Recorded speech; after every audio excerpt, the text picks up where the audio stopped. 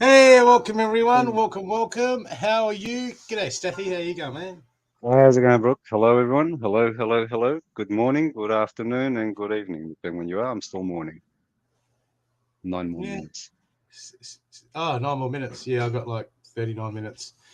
Mhm. Uh, how's everyone? If you could just share us out, people, that would be much appreciated. Sharing is caring. And where was I up to? What was I up to? That's what they tell us. They tell us that. It might not be. It might be the opposite. Mm. Hey, if you That's look it. into words and you start to looking into what the word care means, you might be questioning a lot of things afterwards. Control and restrain everything. What? Who knows? Exactly. Who knows? Who knows? So yeah, share us out, people. That'd be much appreciated. I'm just doing the same thing now. Uh, um, no. And I've just got to. Let me just see. Okay, What are you doing? home.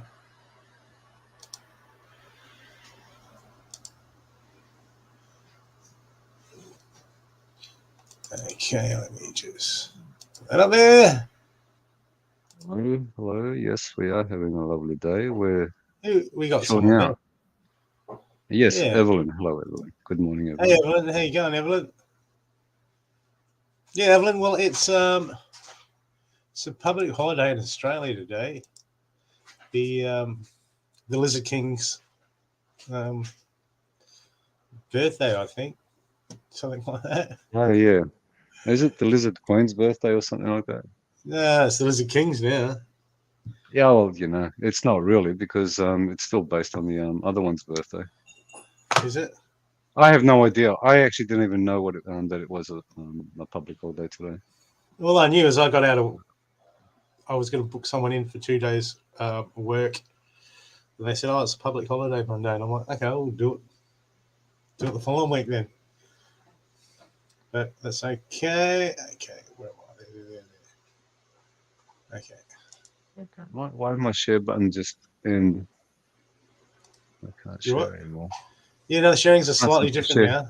They're slightly different. I know. I can't share from the way that I would normally share. No, Why not? you can do all the No, no, sharing. it's changed. It's changed. What do you mean? I do the sharing. I thought I said enough. I say enough, don't I? You can do more I was sharing. saying that. Say too much. Usually, no, I can be quiet. Hmm. Okay, people. What I'll do is I'll start with a group reading for the collective. See what comes up. Okay. Hey, Evelyn. And what doesn't come up doesn't come up, which is silly, really, because what comes up, and what doesn't come up, you wouldn't know about because it hasn't come up. So just because we cleared that up, I do a great reading for everyone else. So take what resonates and what doesn't resonate. See if Evelyn wants it. She seems like she's there and happy to take it on. You don't have to, Evelyn. But... Okay.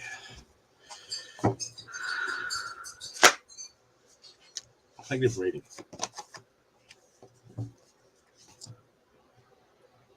Really, universe? Do we need to be reminded? Always need to be reminded.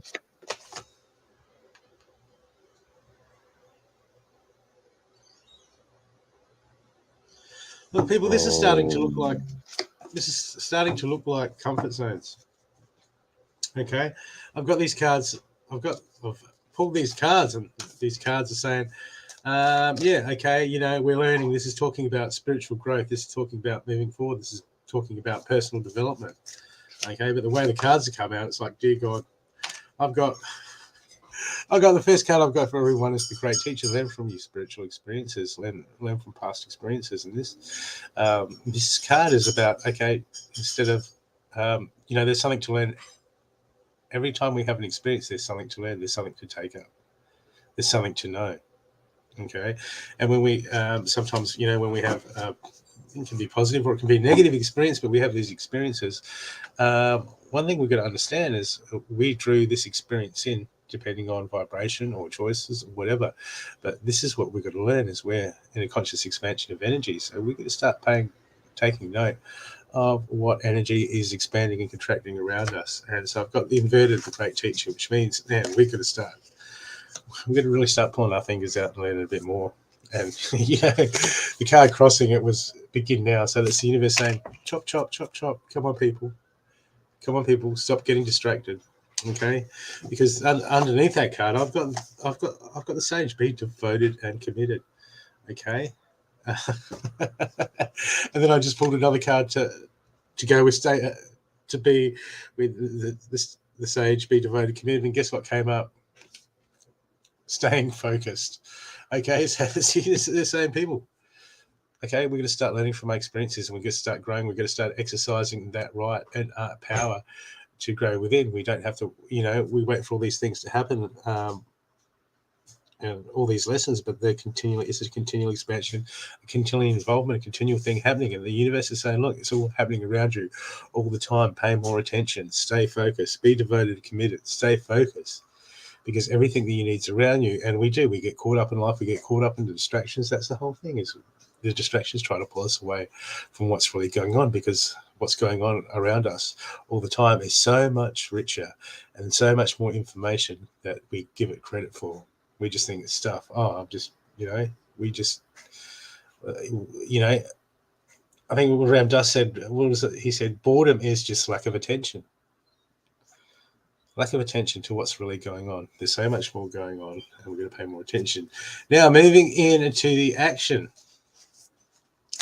part, the action Jackson part of the reading. This is like, okay, so universe, what is it you want me to do? And the universe is like, well, hey, haven't you been listening? The universe I've got the protection guardian. Drop your shields. Okay, this card's inverted, so this is telling me this is up and ahead. We've got all these ideas of how we think things should be, how we think spirituality is. We've got all this jazz happening, okay? And the universe is just saying, man, get out of that and start being aware. Stop hanging on to all these ideals of how you think everything should work, okay? Because what we're doing is we're telling the universe how it flows, when we should be a part of just sitting back and flying with the universe and being observant of what's flying. But no, we have all these belief systems, so we like to tell the universe, no, it's going to happen this way, it's going to happen that way, it's going to happen that way. And the universe is just like, really? Okay, haven't we been this before? Haven't we been through this before? Okay, so at the moment moving forward, I've got the Lord saying, take charge with authority. This is the universe saying, just step in your power, people. Step in your power and get it happening. Okay? Because overshadowing that card, I've got rejuvenation rain. Okay, pointing the same way. That's like saying, look, when you can start to grasp this and take charge, people. Take charge. Become aware. Take charge of the distractions. Be aware that it's a distraction. Okay, and stay focused. Okay, we can do this when we start to move in these fields and start to take charge and authority in our walk. That's when we start to feel the freshness. That's when we start to feel the rain, the rejuvenating rain. And we're like, we spend all this time waiting for the things to happen when the universe is saying it's always happening. Everything's always happening right now. What are you waiting for? What are you waiting for? Okay, that was a group reading for everyone. Take what resonates and what doesn't resonate. I said Evelyn could have it. Thank you, Evelyn. Hey, Mandy. Welcome home, Mandy.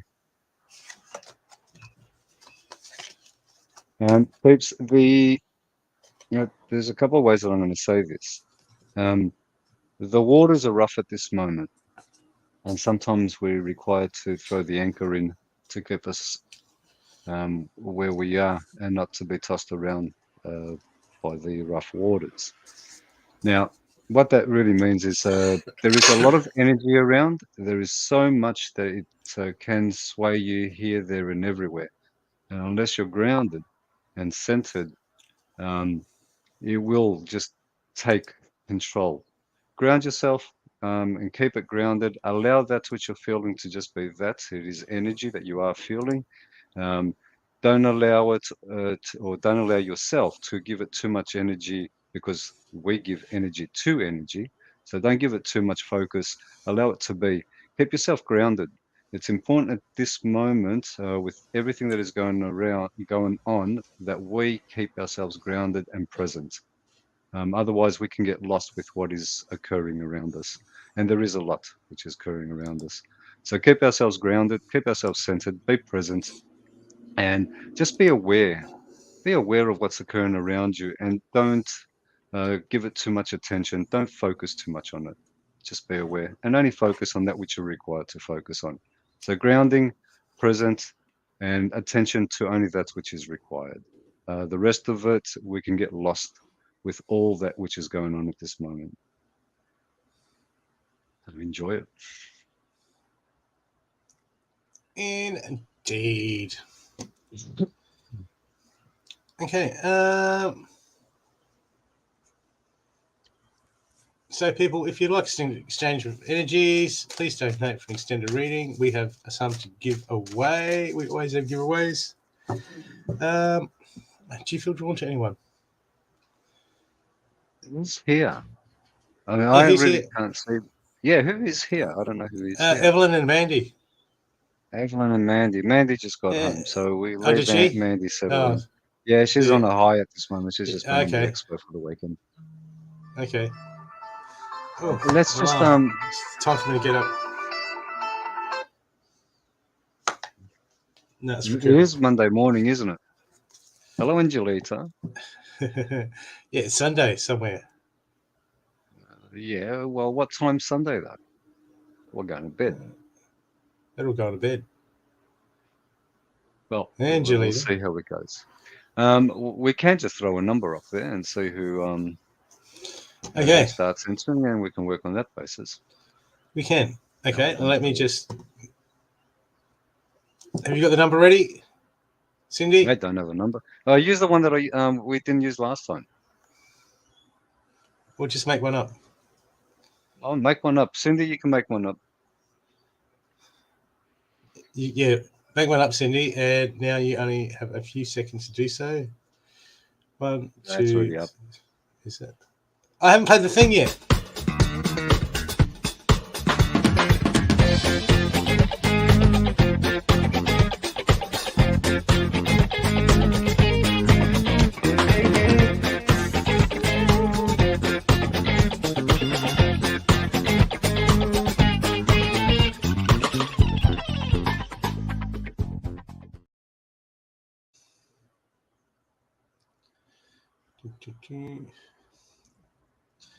Evelyn, I don't eat fried chicken. Something about Kentucky there. It's not Kentucky Fried Chicken anymore. It's KFC.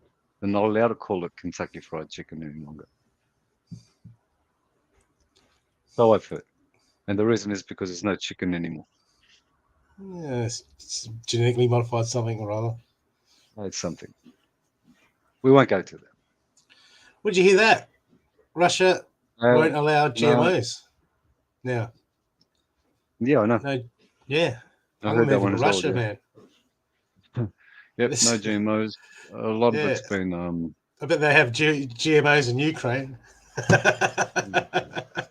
What did someone say to me? I said, "What?" I said to someone, "That was right." They were talking about Russia and Ukraine, and I was like, "Man," and I said to them, "You think we're the fucking good guys? You think we're the good guys? Wake the fuck up!" Well, the truth is that we are all the good guys, and if we pull society and the world itself out of the story, it's a family feud, we're just caught in the crossfire. Yeah.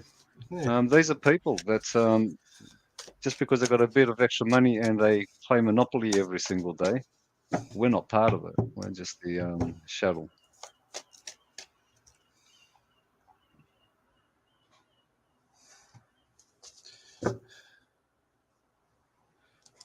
Ah, Angelita, what do you eat?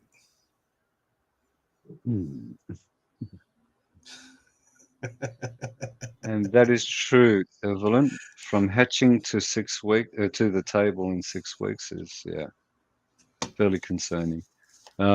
Anyway, that's the world that it is, and more people are becoming aware of it. And hopefully, the more that become aware of it, the less they participate in it, and the less we participate in it, then they don't have anything. So it's all up to us.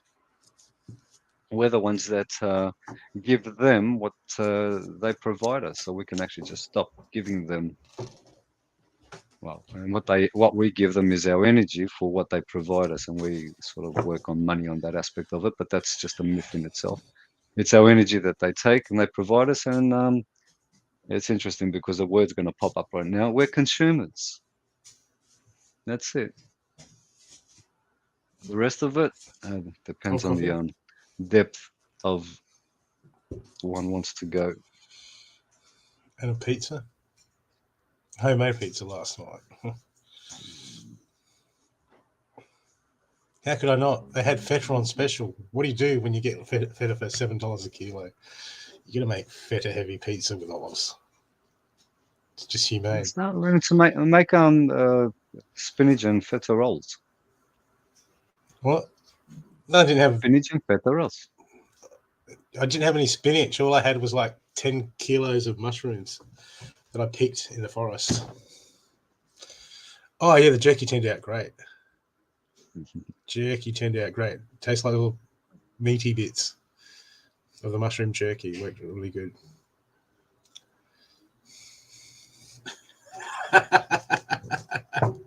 I got that the other day. I got someone on what was it, on Discord messaging me that's been talking to me and saying that, like, oh, don't upset your ancestors, rah rah rah. And I'm like, go away. Don't upset anybody. Just don't do anything, because someone's going to be upset by what you do anyway. So don't do anything. Well, I did. I just blocked them. I just went. Well, you upset them. See, as I said, whatever you do, you're going to upset somebody. No. It's all too hard. Yeah. Okay. Do we have a number? Did anyone actually get the number? Who is still here? Who is here? As I said, unless we know who's here. Yeah, last thing I heard, Angelina wouldn't touch Kentucky, but the unicorn meat on toast, she said she still didn't do that. Oh yeah, Evelyn, you're a spring chicken, 23.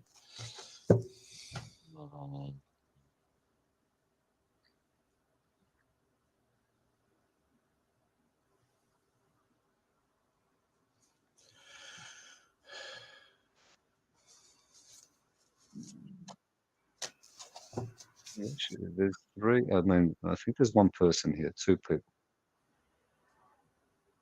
And we've only got two people here. So why don't we just choose them? You can choose. Angelita, you are fine at this moment. Any more to say to you would be more at a deeper level, and it would not be here. So you just continue doing what you're doing.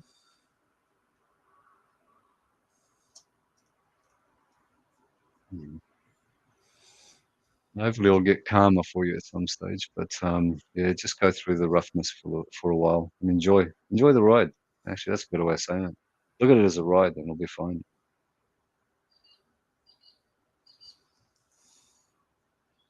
Bye, Miss Pufferfish.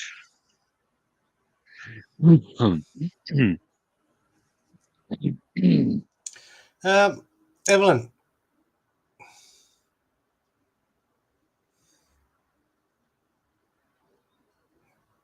Eleven, do you do cord cutting? Okay, because I'm getting a lot of energy out of the back of your solar plexus at the moment. Like something's pulling me back out of the solar plexus. So there's something behind it that's just been pulling and yanking. Let me see if I can see anything.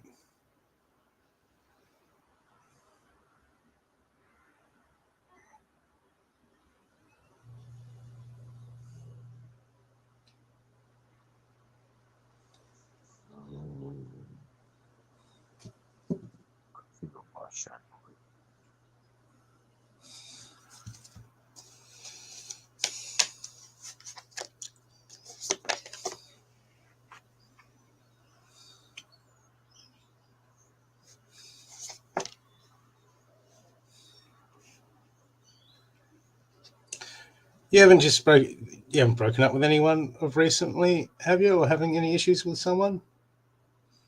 So you just get a real tugging in the back. So it just keeps fucking trying to pull me back.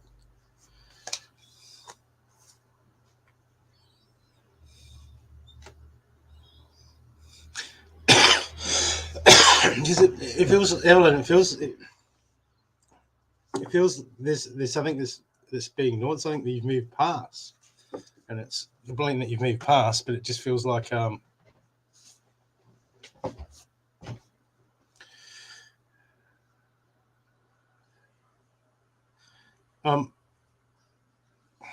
it feels like you're in the stage where okay, I'm dealing with this, and I've dealt with that, and I've moved past that, and but there's an anchoring being. Feels like there's some sort of anchor, some sort of attachment that's pulling you back towards it. It feels like there's an aspect of yourself as far as there's a pattern. There's a pattern that the universe wants to see about yourself.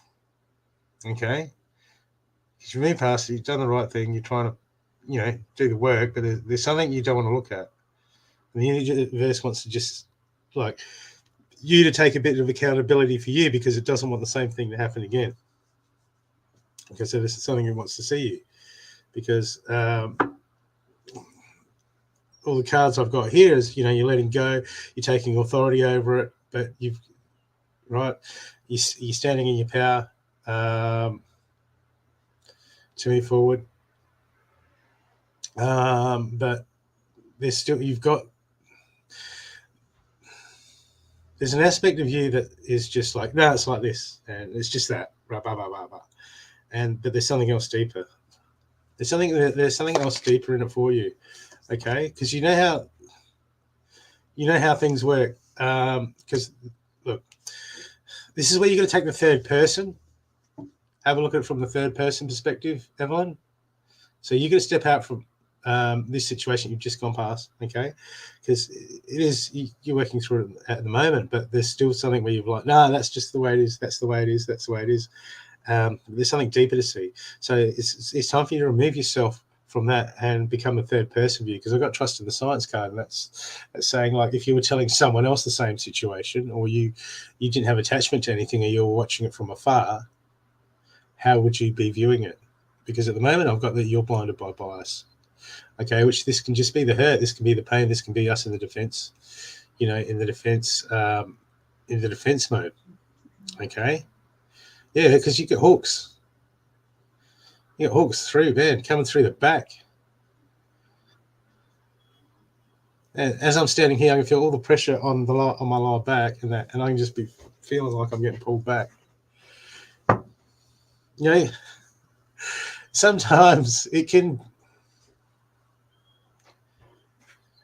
Sometimes we don't know what it is. Sometimes they can have, look, I've had this happen to me, Evelyn. I'm not saying this is your case, but things can be feeding off of other people and using those other people can be sucking their energy and then using them to suck your energy. Okay. It can be an ecosystem of feeders. So sometimes it's not that we're in love with someone.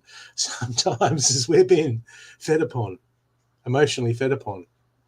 Because our head says, yeah, fucking no way. But our heart is just like being drawn. Our energy is just being drawn. Okay? Like almost like a siren energy, a vampire energy. Okay, this happens through people. It doesn't mean they're bad people. This is just the ecosystem we're in. Okay, but you've got to remove yourself from this situation and go, okay, look, I feel love, but I'm not what I feel. Okay? This is an attachment to emotion. Okay, you've got to remove yourself and separate yourself from that feeling.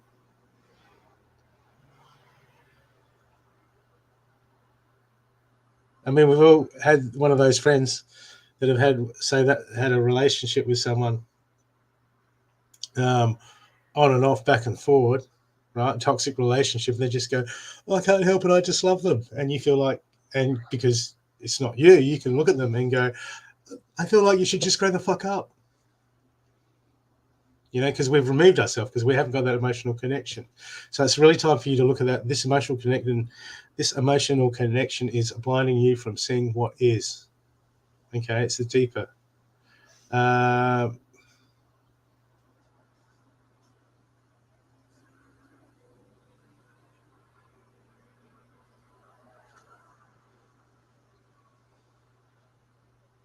That's interesting. Okay, Evelyn, read that. Read that. What you just read. That what you just read. What you just typed. Read it again. You can.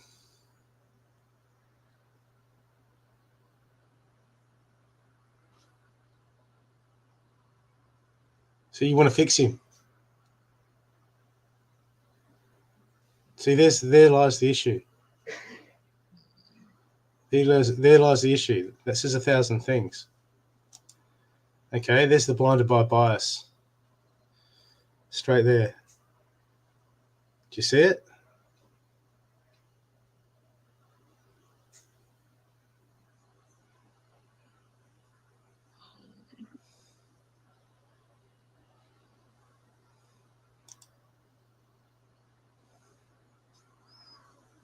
See how you're trying to attach to that? See, that's the point that you're hanging on. That's you're being drawn. It's an energetic draw, Evelyn. And you still don't want to let go. It's hard because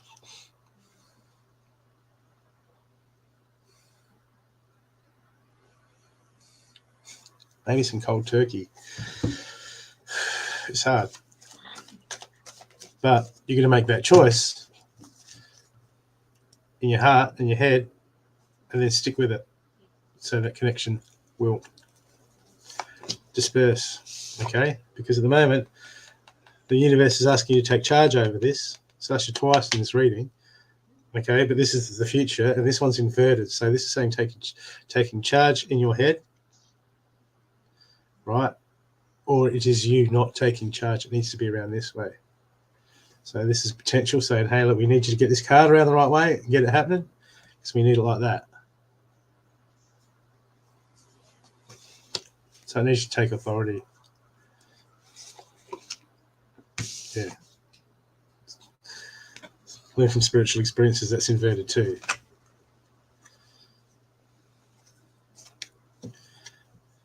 See, we need to move past our emotions because we are not our emotions, Evelyn. If we let our emotions, if we allow them to control us, then we're manipulated by emotions. We become self manipulators, which means whatever emotion we want to line up to what we'll feed in our mind the emotions that we want to feel and the reasoning behind that. And we'll me too, but that's no excuse. Most of us are empaths. Pretty much everyone's an empath. It's called energy.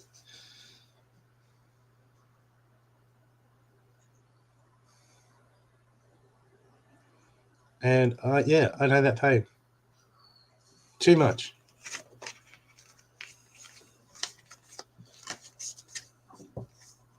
That's the energetic ecosystem we live in, Evelyn.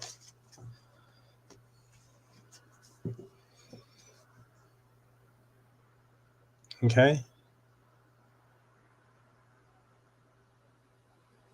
And the first thing about an empath is people get overwhelmed, is understand that it is not your energy.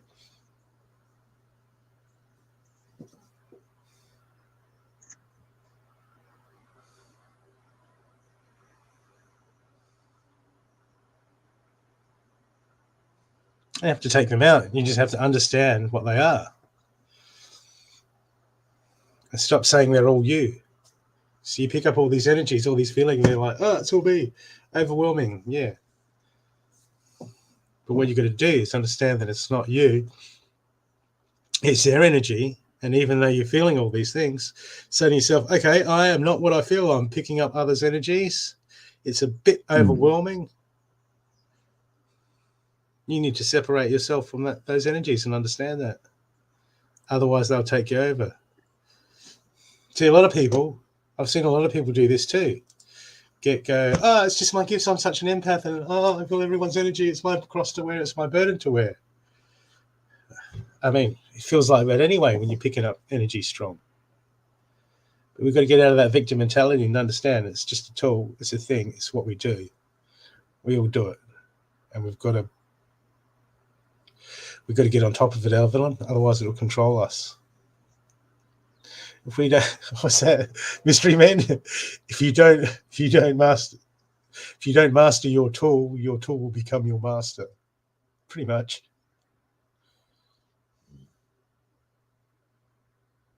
We never stop, Evelyn. We never stop. We never stop, love. We're always doing that. We're always doing it. And just when we think we've got it done and we've got it mastered, we'll be distracted, and it'll come and like a wave from behind, and it'll dump us straight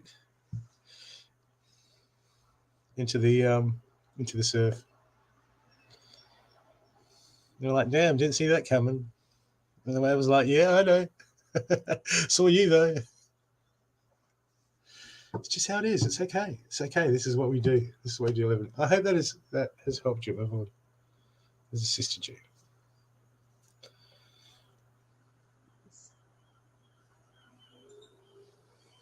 Oh, at times when Brooke and I are together, I always feel that he's the good cop and I become the bad cop.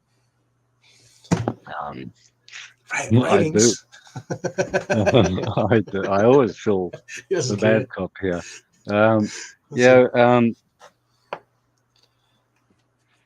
I can go to so many different levels to how I would respond to you here. The first thing I'm going to ask you is, how much meditation do you do, and how well do you are you aware of your chakras and their associations to the body?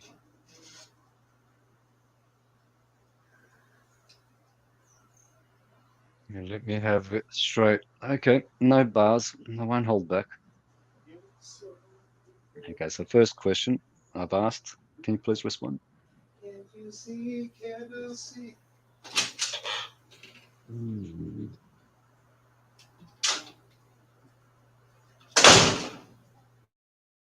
How often do you meditate? How aware are you of your chakras? How aware are you of the association? Yeah. So I might ask a question, but it's not the question that I ask. It's actually for you to answer it, to see it for yourself, to realize something for yourself at this moment. Now, this is where I said there's so many ways to actually see things. Whatever it is one is looking at, there's so many layers on top of it, and depends on one's where one is within themselves and the knowledge they have of themselves to how one will see what is occurring around them. Most of the time, now this is where the chakras come into it. The more we understand our chakras, and it's more to be aware of them and to see how to truly get into the depth of the theory and the philosophy behind chakras. Now, I'm not speaking just you pick up and this is your base chakra and this is what it is. There's a whole philosophy within each chakra. Whether one wants to go that far to truly understand things, there are many things that people should start pulling themselves away from. There are many things that I would say to you is to question and really ask yourself how you truly know. I hear the word get thrown around so many times. I'm an empath. Whip-it-do. Good on you. Okay, how do you use it? What, are you using your imagination to presume that what you're feeling is what the situation is? Or have you heard it from the horse's mouth? Or are you presuming certain things? So many empaths just presume that this is what it is. And I am so suffering from this, and I am this, and I am that, and I am, and welcome to the ego's world. Yeah, so there's so many things that many people throw. Now, the other word that I keep hearing about is this narcissist thing. Do you really know what a narcissist is? Again, how do you know what a narcissist is? If you look into the word narcissist and go into the actual theory of and the philosophy of what narcissism truly means, I'd be looking in the mirror. I would still be looking in the mirror. You see, before you can start doing things for others, start doing them for yourself. Brooke mentioned it before, and there's many things I don't require to go to, but one of them is the attachments that you have. You're in this savior mode, and you think that and this is the distraction of ourselves. When we actually put our focus on others and we need to help them, what we don't realize is we require the help. So we project it onto others, dismissing that we're thinking that we're okay. So everybody else now requires help because we're avoiding ourselves. And what I feel from you is a complete avoidance. You would rather be focusing on the stories behind you because what is in front of you is too harsh. That's how you see it. So instead of focusing on what's happening around, work with your chakras and get into the meditation. Your cleansing might be fine, but if you don't do a physical aspect of cutting cords, understanding what grounding is and how to work with the base chakra and why the sacral chakra is out on you at this moment, why there is so much pain in your back that you keep carrying all this stuff because all this stuff is more important to you, so you keep carrying it, and then it's easily projected on everybody else. Yeah, so a lot of what I've heard, and as I said, Brooke will speak to you on that part. But as I said, there's so many levels to speak to you about all of this. So which level are you looking at it? Which chakra are you working from? Are you working from the bottom chakra? Are you working from the middle chakra? Which chakras are you working from? Which ones are more active? Um, Now, I can say to you that your heart chakra, yeah, it's fine. You have the heart there and you have the love there itself. Um, but there's a lot of misunderstanding within all of it. You love someone. We love everyone. We can love whomever we choose to love. Love is fine. To be in love is very different. So yeah, I can love this and I can love that and I can love you. But to be in love with someone, now we have to truly understand what that means. So without the head knowledge, there's a different knowledge there as well. So at this moment, what I'm going to recommend is that you start looking into your chakras and how they work and how they apply to your body. Start disconnecting, start working on the cord cutting, and that will benefit you. And you'll start to notice the difference as soon as you start to cut your cords. Stop putting your focus on trying to fix everyone and bring your focus on fixing yourself. Get out of your head, overthinking too many things. And that aspect of what you speak of as empath, we are all empaths. To truly be aware of what one is dealing with when one speaks and states empath, get out of your head. Because a lot of the interpretations are thoughts, your things that you believe they are. It doesn't make them to be. So once we get out of that, we start focusing on ourselves and we start doing the work for ourselves to who we are, what it is, how things work for ourselves. And then maybe we can start walking out there and saying, one thing you wouldn't be doing is you wouldn't be saying that you're an empath. There's no need for it. You'll just go out and do the work that's required.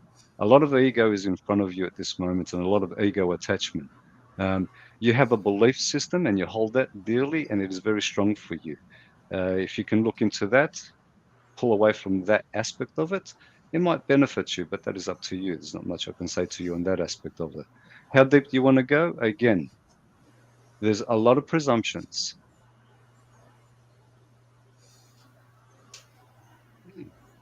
Yeah, that's positive. Yeah, that is positive. I go deeper than that.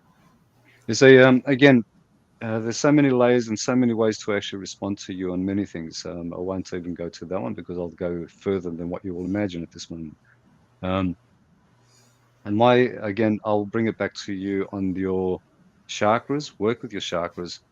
find that time where you are just sitting with yourself and not thinking about what you need to be doing and who you need to be speaking with and who you want to save from whatever situation that you believe that they're in.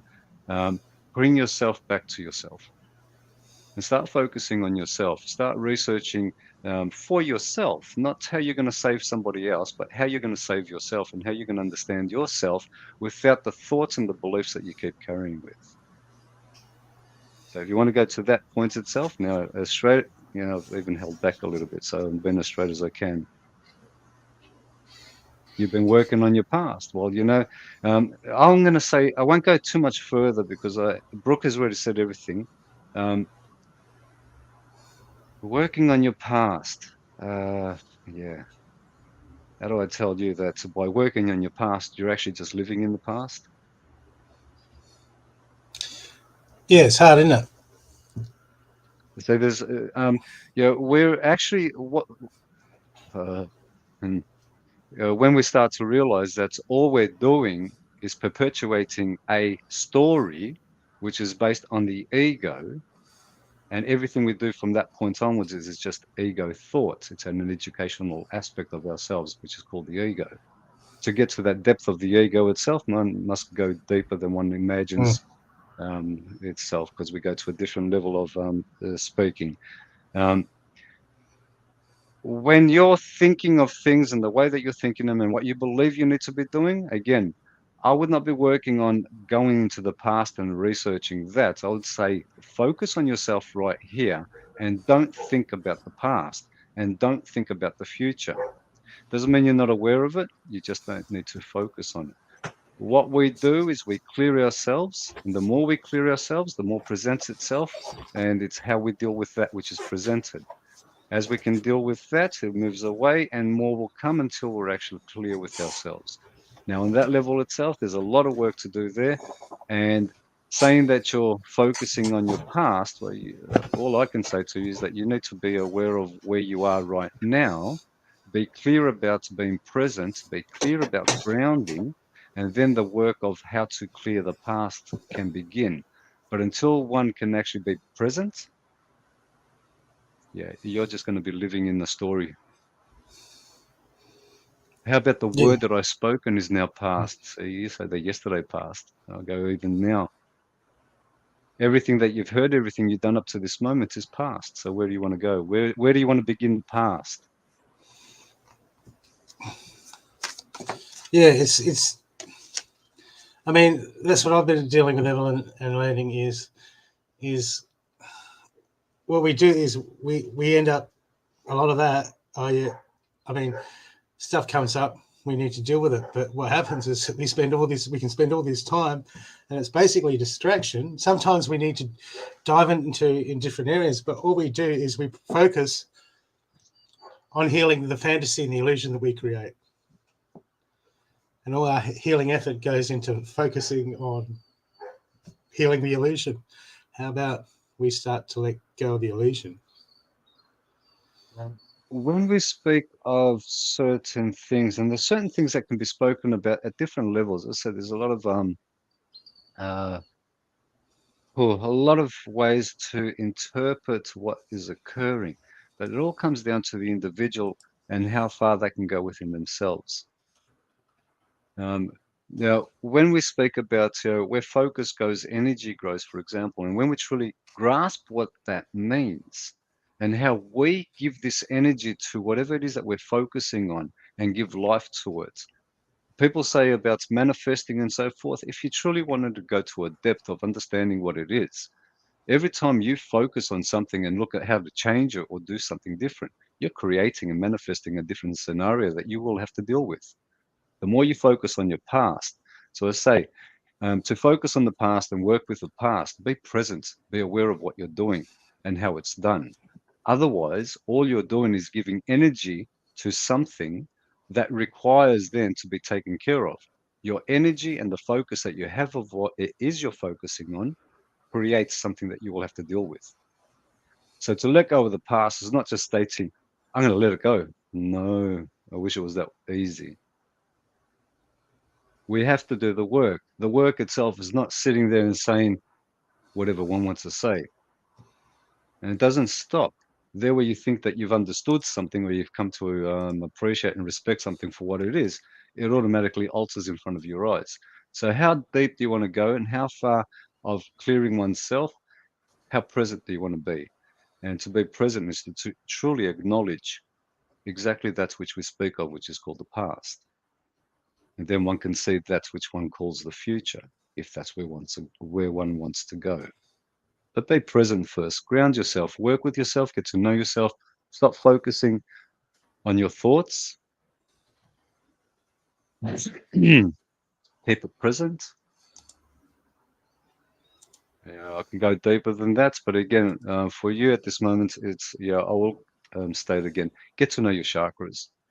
Work on meditating and work on not thinking. And there we can sort of start to understand exactly what how energy works and what we feel and why one would use the term empath as well.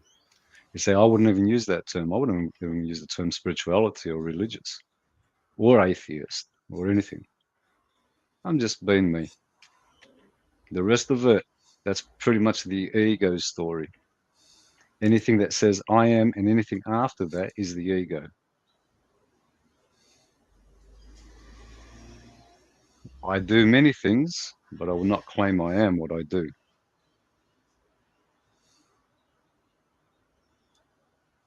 I hope that's helped you. Brooke and I are available to follow up at any time as well. You Well, can that's it, hit us up because on messengers. it is like there is a mechanics to consciousness, and we get caught up in the love and light, the same old crap. It keeps us just creating more of the same. Mm-hmm. And yeah, we get caught up in it. Sometimes we need someone to go, hey, go, look, this is the basic mechanics of consciousness. Let's try to fix that thing. Instead of going around in the love and the light, we do that. We go around in the emotions, in emotional circles, in our consciousness. And I mean, some of the great, Indian teachers of that. I was watching this one thing where people were talking to this guru and they were going, oh, I've got to heal this and I've got to do this and I've got to do that, which we do here and there. Okay, not denying that. But he said, why do you have to heal the past? Why do you have to heal everything? Why can't you just let it go? You ever thought about just letting it go, just dropping it on the ground? Ever think about that? So the human mind wants to achieve, it wants to do, it wants to say that it's done stuff. God. Hello, Canada. Hello, To ourselves. England. Hello, Queensland. Hello, We're hello, human, hello. mate. All that. We're Not so no. human. Amanda, if you actually see these here, yes, my backdrop is different. If you actually look at these, if you recall a particular crystal show that you've been on, you probably might be able to place them. Oh, wait. Oh, so my crystal, can you remove that healing with Stathi thing? My crystal's not shown. I'm in a crystal house at this moment, Amanda. I think you know where I am. Ah, there it is. That's better. Yeah, flip us again. I don't like seeing you on my side. Get over your side. See it. Yeah. Cindy. Miss Cindy. Miss Cindy. PA. Yeah, look at this. Okay. Look at My this. God. Unbelievable. Yes, we're at lovely Mandy's. Okay. So if Look at this lovely, we have some pay it lovely, forward. lovely crystal. Mandy, would you like to pick someone to have a reading? Or would you Hello, Tennessee. would you like just us to do a number for you? I mean, just as well, Stathi got his crystal, otherwise he would have done a little number for you. I've been playing with my crystal. I'm so wrapped with my crystal. I love crystal. And my crystal loves me as well. Oh my God! Imagine if you could get a crystal coffee machine. It'd be like Yeah. you'd think you're Wow. in another dimension. My God, I've died and gone to like another dimension. The crystal coffee machine. K Marchant is here. That would be great. Okay. Marchant. K Marchant.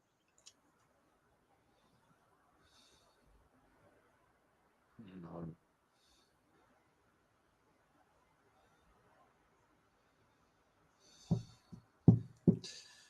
Tanya. No, Evelyn, but that's his new one. Look at the If I size of that I tall won't green. do it. It's If I massive. was gonna walk around with my camera and show you the amount of crystals in this house, I wouldn't. I'd be here for a few hours. Hey, Tonya. Oh, okay. Now, a crystal coffee machine. That would actually be really interesting.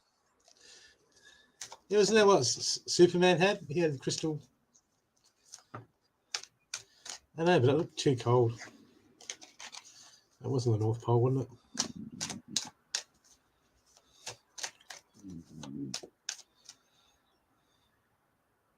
Okay, Kate, you're up. Thank you, Miss PA.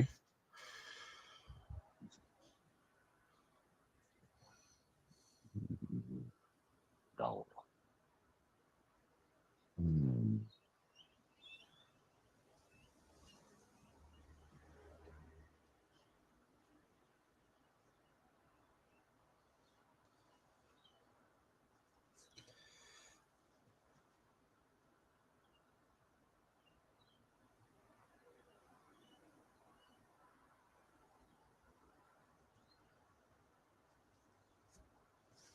Okay, I understand that you are not your thoughts. Okay? You might have a lot of thoughts coming in about all sorts of stuff at the moment. Just understand that you're not your thoughts. They come in to distract us. They'll come in to make us feel bad. They'll come in to stir the pot. Just feels like you've got stuff coming in the moment, coming in your mind. You're taking it on as yourself. You're thinking, what the fuck? And your bottom chakra is a shot. They need attention. Okay? That's nicer. Okay? They need attention. So this is where we get back to the basics, because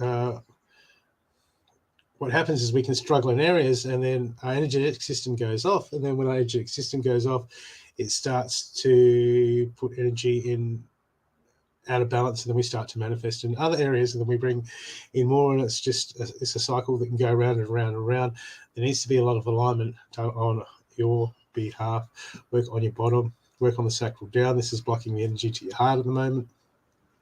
Okay, and this is causing you to go inside your head, and when we go inside of our head and our alignment's off, what happens is the thoughts come in, and then it creates emotions, and then the feeders come in, and we feed. The energy just gets fed, and we get in this big cycle of just this.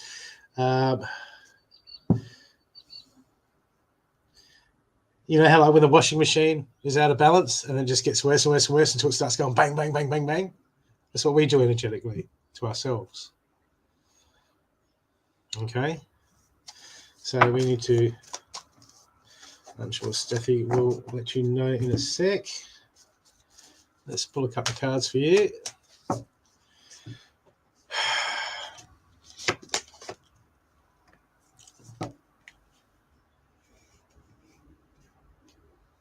But feeding stress, time to get away from feeding the stress, because you know what?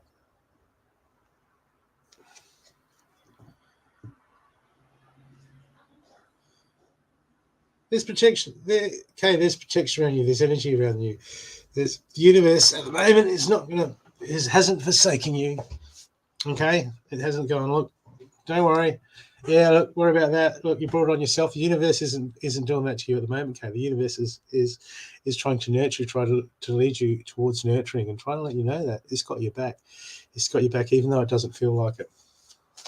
Okay, the universe has got your back at the moment. I want you to know that. Okay, but there's look, there's some stuff that it's just asking you to step forward and go, okay, we can get overwhelmed, we can get stuck in all our stuff, but sometimes we're going to take that first step. We're going to take that first step to start doing something about some of this stuff. The universe is saying, KKK, come on, let's go. Let's go. Take the first step, Kay. Kay, I need you to step towards me. I need you to step towards me. I need you to step into your power. And I need you to start taking accountability. So as Kay, as you start to move into, start become accountable, okay, then you start to project that energy, that accountability energy, and then the universe can start throwing you more of that, and it can start bringing more of that strength to you. But you need to start showing some strength at the moment. The universe is saying, look, got your back. So we need you to start doing some at your end, okay? Because then when you can start coming into that resonant vibration of putting out that strength, the universe can bring more strength in, okay? But it's asking for you to start at the moment, Kay. Okay, it needs you to start on.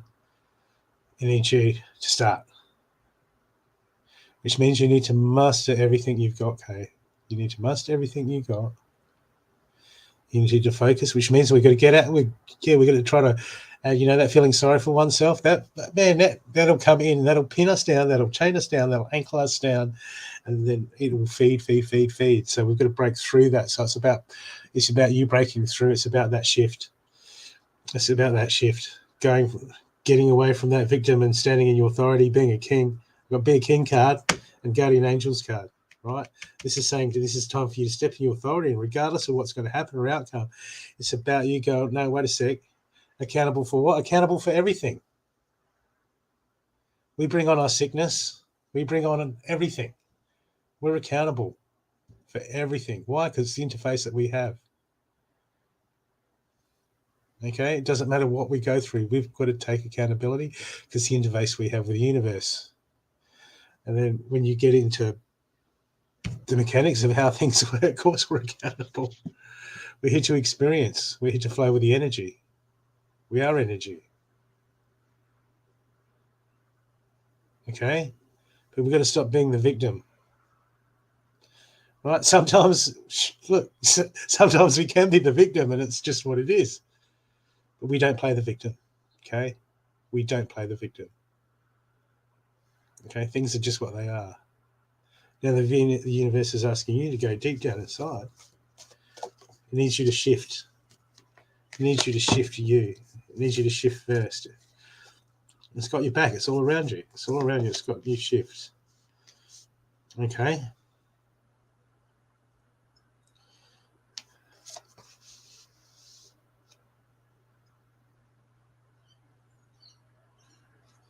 It just feels like there's something.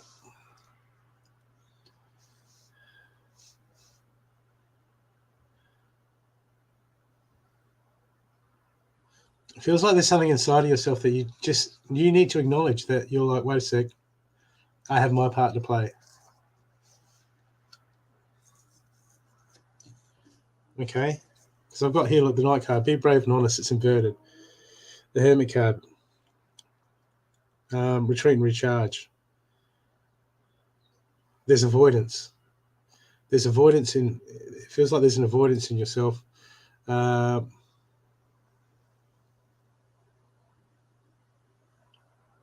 Maybe. Okay? Maybe.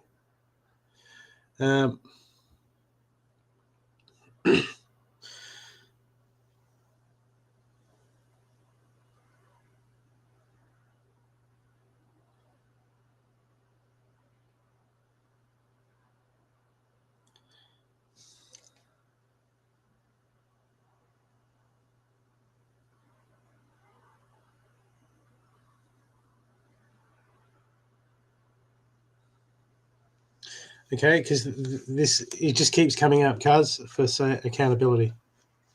Cards for accountability. Cards for taking responsibility of one's own predicament and one's own self. And it's not the blame game. if this is the person next to you, they're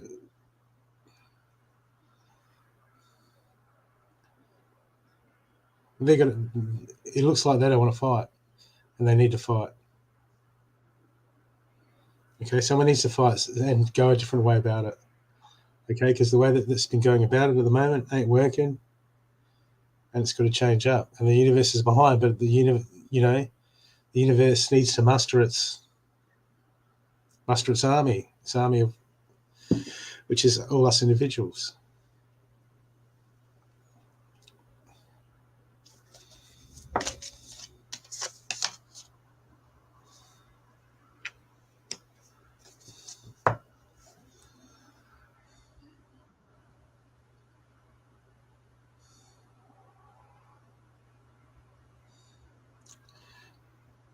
Okay, time.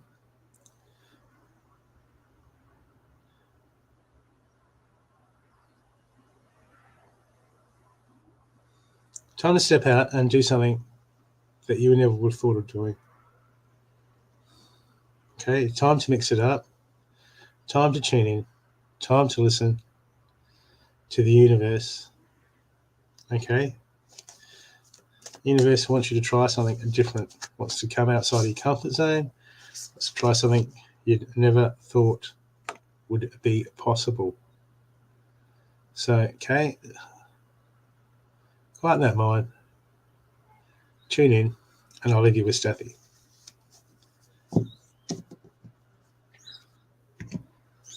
Oh.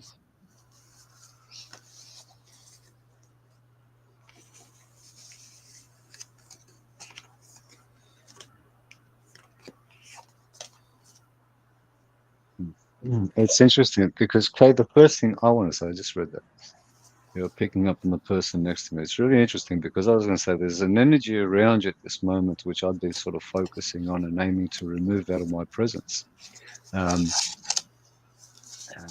was the first thing that I wanted to say to you because I can pick up something. I'm not certain because it's not the focus that I have my focus on you, but the first thing that keeps coming up is something around you that is not really beneficial at this moment for you.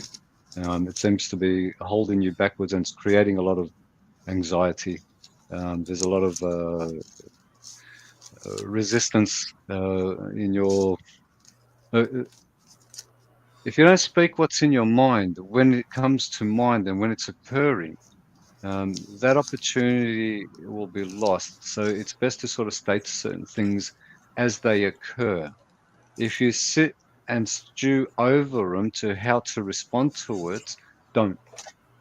But if you're responding as it's occurring, do. That's one thing I'll say. I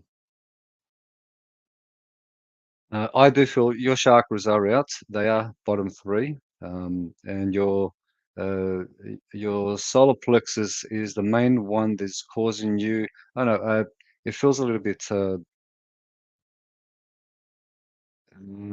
it's not. I wouldn't say sick or anything like that, but it just feels uncomfortable in your solar plexus area. Um, it is causing a lot. It's causing a lot of, yeah, because you have, to say a lot of pain is not really the right word I want to use. You've put a shield around your heart, and your heart chakra is not accepting. You can be receiving a lot more to assist you, but you've actually closed yourself off. Um, you are holding on a lot of what used to be, which is again pulling you away from knowing yourself. Now, I'm going to presume this only, but I will presume that you know Mandy. Now, this is what is interesting. Um, the energy around you, I would actually work with the energy that would be Mandy. Now, I don't know if you two actually know each other, and I don't really know what's going on, but there is that energy that it feels like that energy is very similar to what I'm aware of through Mandy, and I'm aware of that energy, but that energy there is not your energy, and it is creating a conflict with you, and that's where it keeps bringing me to. It keeps bringing me to this conflict, this confusement, uncertainty. I don't know which direction to go. Why is this like this? Why is this happening like this? And that's all I kept going is, Now, I can go through that, but that's not yours.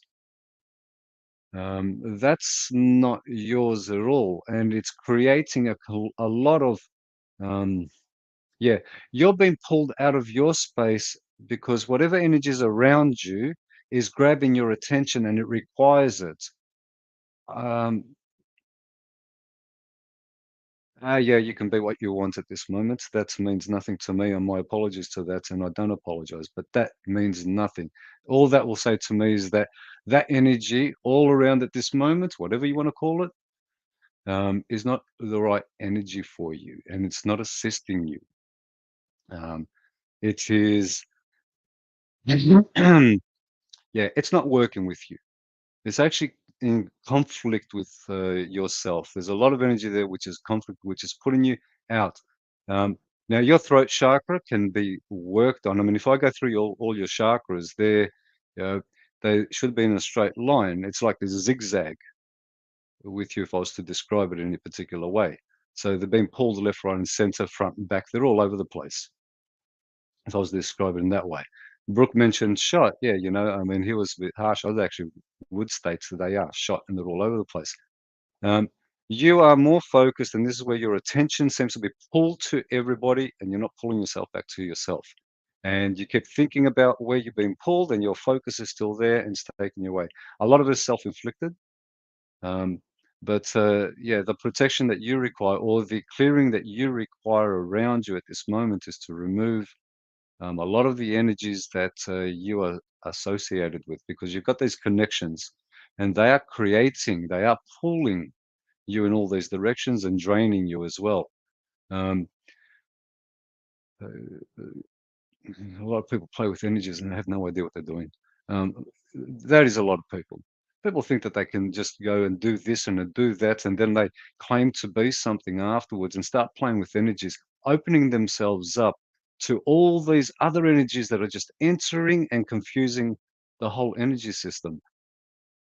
People, if you're going to work with energy, know yourself, bring yourself to yourself, get to know who you truly are first before you start going out there and, you know, doing certain things which you're not really aware of. And to take it to a core of everything, we need to know ourselves. No matter how much one wants to claim to be this or that, if don't know who you are and you're playing with all this stuff that's around you, which you think it is what it is,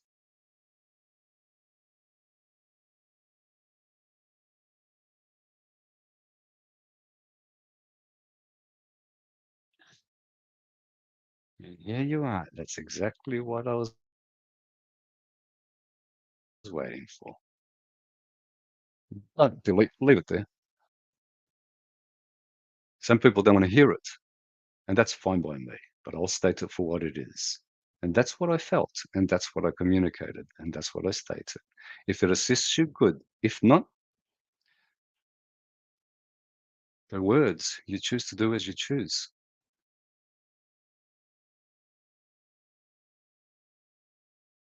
I hope it assists you.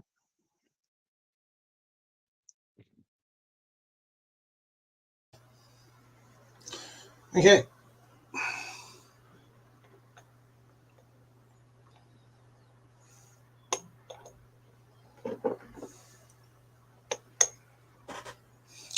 Um, who we got next? Should we do another number for Mandy? We can. Okay. We have a donated reading to give away, courtesy of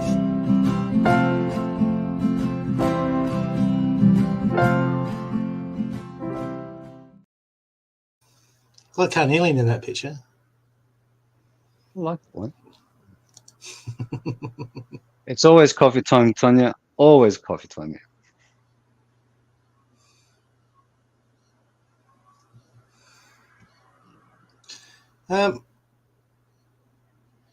Okay, if you pick a number between Cindy, do you want to put a number up? Let me find one. I can find one. Okay. That will do.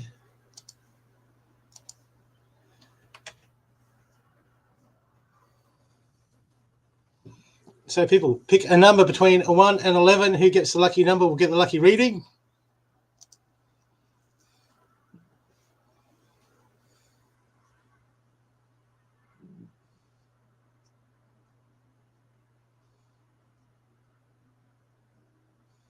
Ali, you doing?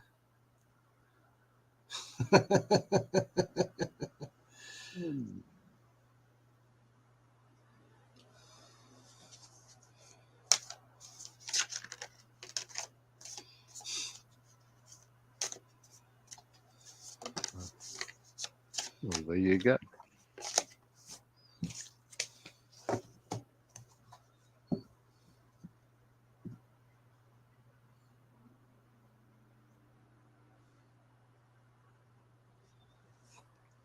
Oh, welcome, everyone.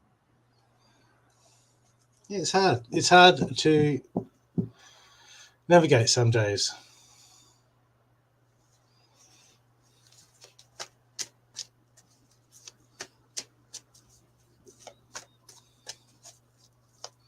Because we get sucked into that whirlwind of the, that whirlwind of the evolution, that whirlwind of the illusion.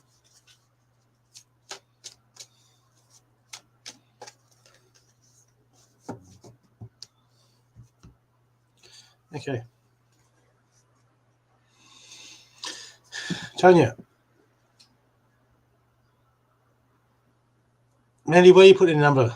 You can just want to read and just have a reading.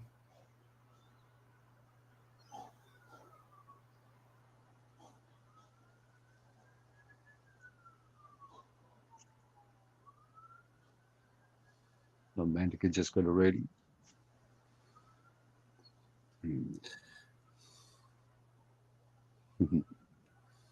Of course you can, Mandy.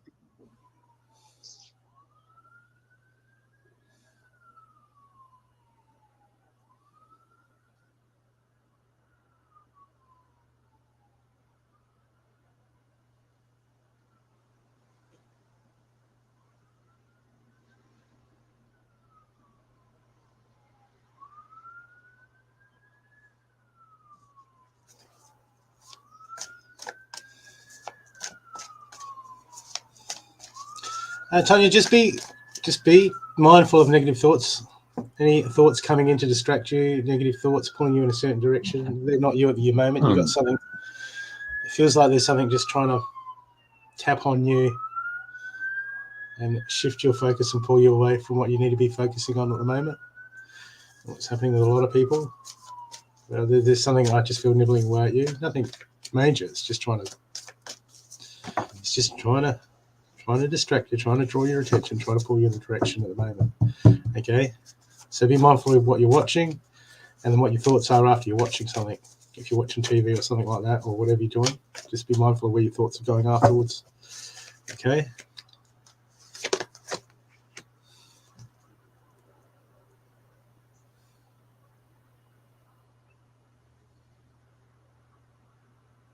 As we start to let go, Tanya, is one of the hard things is when we start to come into our realization, or we start to take steps to get out of the illusion, okay, to find ourselves, to let go. It can feel like our heart's closing down. We're not closing down our heart, we're just detaching from the pull, from the hold that things have on us. And I'm just feeling there's a little bit of, it's natural to feel like this. When we get these periods when we're trying to move forward, when we're trying to do the work, we're trying to let go, we're trying to understand, we're trying to find ourselves, we're trying to move into consciousness. Okay, it can feel a little bit empty when we start to let go and we start to detach. And it's not because we don't love something, but it feels like it does feel a bit because what we're used to, like our heart's closing down, but our heart's not closing down. Okay, I'm just getting a bit of a disconnect with you, Tonya.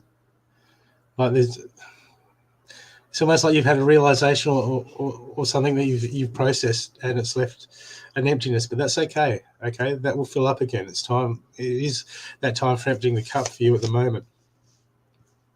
Okay, and it's not going to feel like it. It's going to feel weird. It's going to feel icky. It's going to feel like what the fuck. It feels almost like numbing. Okay, like numbing of the heart. But your heart isn't closing yourself off. Okay, this is you doing the work. This is part of you understanding yourself. Okay, and this is when we separate ourselves from the I am, or from the ego. Nothing wrong with the I am. Okay, but this is when we start to separate. We separate ourselves so we can come back together with one.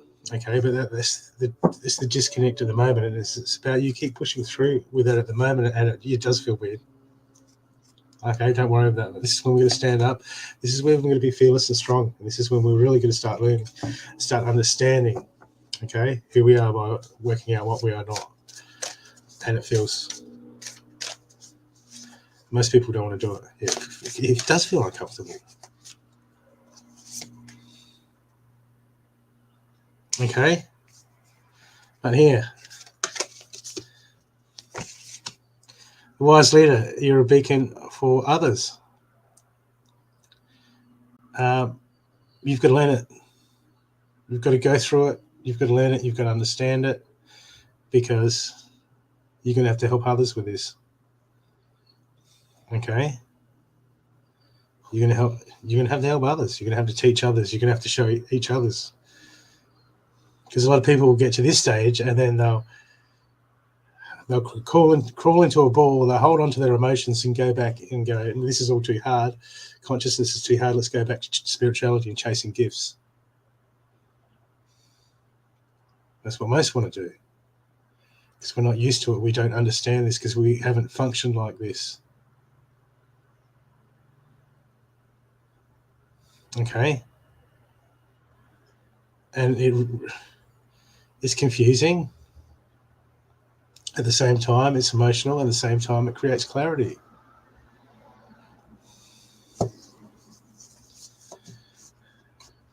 We don't have to ignore the ego. We just got to understand what it is, which aspect of, we have so many aspects of oneself, and we think that it's all our personality, and they're actually different tools designed for different jobs. But we take it all on part as ourself and saying, this is who we are. And it's not, and I mean, the wise ones say, look, when you're finished being who you think you are, when you finish being who you think you are, we can move on past that, and then we can start to explore consciousness. We've got to get past that first. And most don't want to, because they've defined their whole reality and the whole belief system on who they think they are. And they hold on to that as their identity, as who they are. And we're all so much fucking more. So much more. So much more.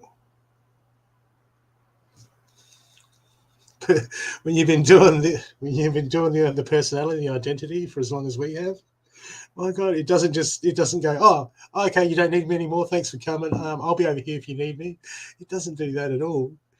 It'll be the small, still voice. It'll pose as angels. It'll pose as this. It'll pose as that. It'll pose as your intuition. It'll pose as your instinct, because it doesn't want to let go either.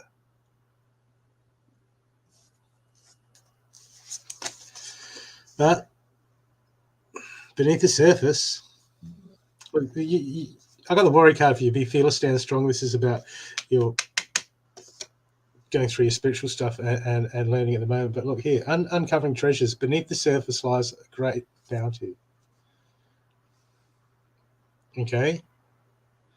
But you know what? As you dig below the surface, you're going to hit stones. You're going to feel back pain. You're going to go through a whole range of stuff. Okay, but this is okay. It's okay to feel this. way.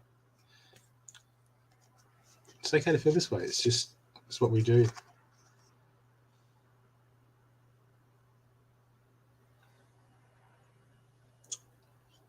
Okay, because there's a lot of, you're in a sea of releasing, big changes at the moment, and they're going to be confusing, and they're going to throw you around like they're going to throw you around, Tanya. They're going to throw you around, but that's okay. It's time for it's your main look. Your main action card is the warrior card. Stand fearless and strong. This is the universe saying everything is perfect, everything is normal, and you're like, oh, I'm not going to feel that way. That's okay. It really does.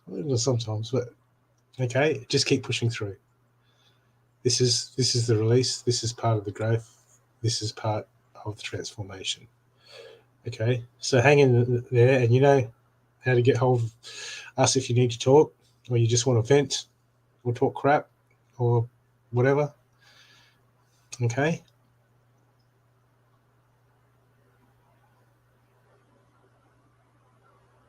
Oh, they will come back. God, you start releasing the old you. You know how many people from my past have started contacting me? And exes too from the past. I'm like, man, I wasn't even crazy about that when we were together. They'll come flying. They'll come to distract. They'll come to pull us back to the old ways. Why would they do that? They don't know why they do that. Think about it. They come back to pull you back. They don't even know they're doing it. Who's doing it then? Is that our ego?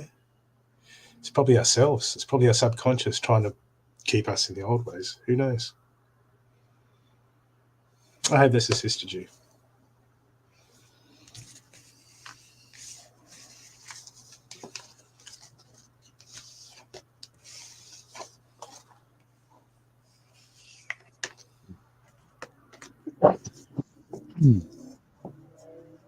Oh, uncomfortable. Oh, I'm so glad you're uncomfortable. I say that as a positive. And you already know how I talk, and I'll speak to you directly. Good. I'm glad you're uncomfortable. We've been speaking about it, and when you are uncomfortable, and as we've stated, it is to bring you into that uncomfort zone. Yeah, there's not much more I'm going to say to that, other than good. I'm glad. I'll take responsibility for that as well, and I do take responsibility for it. There really is not much I can say. Brooke has said, and you know why I will say. Brooke has said exactly what you're required to hear at this moment. One thing I'm going to get you to do, though, is to maybe assist you, but it's how you're going to work with this. If you can look at yourself and start looking at yourself as the actor with all the parts that you play, and all the parts represent the personalities. So you could be mother, friend, daughter, partner. It doesn't really matter. They're all parts. They're all personas that we have, that we use. But we get lost in those personas thinking that this is where we say, I am this and I am that, and whatever it is that we're saying. We're just attaching to a persona. But the actor itself has amnesia. It's actually hit its head so hard, it's forgotten that it is the actor and all of it is the parts that it plays. Time to remember who the actor is. Time to look at the actor and not the parts or the persona or the character that the actor is playing. If you can start looking in that manner, detach from all of that. Now, the more you start to center yourself, as Brooke mentioned as well, you will notice that a lot of the past does come, and this is where the ego, and this is to determine and understand, the ego is the one that requires to remain in control. The ego wants to be in control. That's all it's after, no more. Just wants to be in deep control. Um, to have that control, it requires everything it knows, and what it knows is only in the past. So we'll do everything to present the past and work with the past and only the past and no more than the past. Every now and then, the ego, because it's not working with the past, because you're not falling for its traps and tricks. It'll try and take you into the future, into all the possibilities. Okay, so just be aware. That's what the ego is. The ego is that which is the persona, the character that we're playing. And that character wants to actually have control, which is the ego itself. Be the actor itself that has forgotten and start working on that aspect of it. Be aware of what's occurring. And as you are aware and what is occurring at this point of time, don't allow that to dictate. You're in control and you decide what is right for you. It has to be right for you and not for anybody else. It's not a fight. It won't be. It's not a fight. The only fight that what you're experiencing is the battle of the ego. Okay, this is what we feel. We think it's our fight. It's not our fight. It is the ego's fight. It is the persona's fight, the character's fight. It is the world and everything else that the world is offering us, which is the fight. We ourselves aren't fighting with anything. It's everything else that is fighting. So this, I mean, again, this goes to the to being grounded, to being present. Yes. See, we feel, okay, and as we've been speaking, I'm not what I feel, but I can feel it. It doesn't mean it's not occurring. Far from it. I don't give it the attention. I don't give it the focus. And what it requires from me is my attention, and that is how it gets fed. Now we can look at all of it. Everything in the past is a vampirism. Anything you put your focus on, literally, is giving energy to it. So as we give it energy, it has life. It becomes stronger. The more we focus, the more energy, and the bigger the topic is afterwards. And we'll just look at that aspect of it. So it's, yes, they present it to you, you deal with them, and once they're dealt with, or you pull yourself back into the present, it's over and done with, they're gone, and the ego's got nothing. If the ego says, oh, what if I responded like this? And what if, move away from the what ifs. Okay, we're not working with what ifs, we're working with being aware of what is occurring and not giving it too much focus and too much attention. And that's all there is that you're required to do at this moment. Other than that, look, I'm aware of what past tense, and I'm aware how close it is as well. That will remain for a little while, and you will feel that energy around you as well. Don't give it, and again, don't go too much into that. Okay, don't go too much into the energy that you're feeling around. Sometimes when as we get more centered and more clear with things, we'll start to feel things more. Now, it works both ways. The less we hold on to, okay, the lighter we become, the more see, and the more get drawn and attracted, and especially to ones that they know, and that's how it would work. Detach, do not give the energy, be aware of it, and say, don't you think it's time to move on? You've got other things and better things to do than hang around and be like a fly harassing me. Okay, so send them off. Down the track, we can work on different ways to deal with it, but at this moment, don't give that focus, just keep yourself present, and that's all there is. And that, as Brooke said, you know how to contact us. Well, you know, you are a cat woman, literally a cat lady. Oh, Michelle Pfeiffer. Was that Batman Returns? That was good. You just take your focus, and that's what you'll focus on. And if the more you're present, because they will continue to remain present. So the more you're with them, again, keep your focus in the present and what you're doing. And that is a good way to keep you distracted from your thoughts. The rest, you know what we speak about. You know what to contact us. I wonder if you could train all those kittens up to be guard dogs. That'd be interesting. Can it be done? Guard cats. Guard cats. Oh, yeah. And that was donated by...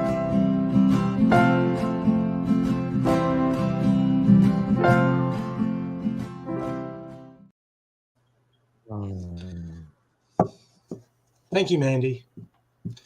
Okay, who's next? Mandy.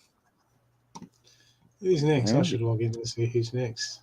Yeah, let's harass Mandy for a little bit. I haven't seen Mandy this whole weekend. Hassler. Yeah, give her a don't. She hasn't billed me for the crystals that I bought yet. Just go easy on her. Send me the bill.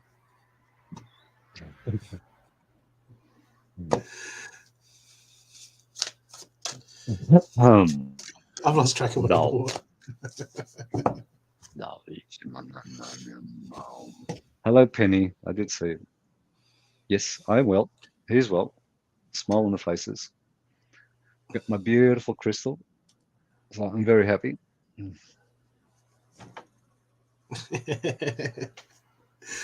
Yeah, the buffer's had a lot of negative energy. You can say what you want to him today. He won't give a shit. Just let him block This it. is the buffer zone. Nothing comes through. This has got this this whole area is just no negativity. You can actually feel it just pouring it out of this place. Indeed. Cindy, tell him you're out of coffee. Let's see if it can hold.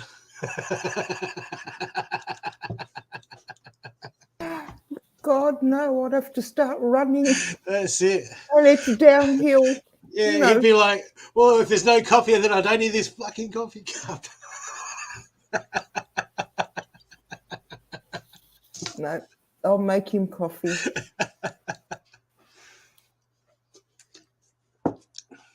Okay. Yes, I do like playing with my big black tourmaline. Okay, well, let's do another number. Mandy, would you like one or no? I think you need one, but personally, I don't feel that you require it. But if you do, Cindy, can we put the same up again between 1 and 11? But this time it will be courtesy of.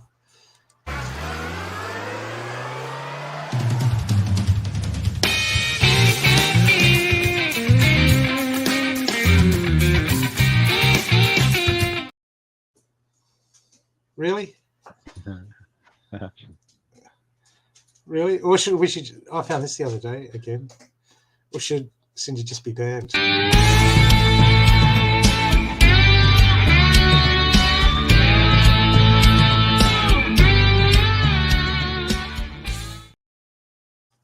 I'm sure that's your head over James Hetfield. Looks like James Hetfield, the stance, the Jackson Randy Rhodes. This Penny is my new toy. Mandy has been withholding it from me. She wouldn't give it to me for ages. I kept asking. I had to get on my hands and knees. She's so mean, this woman.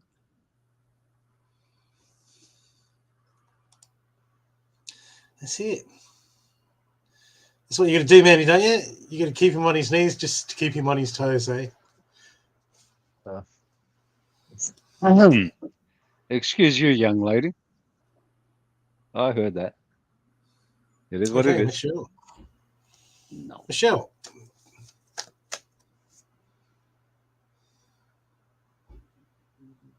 What?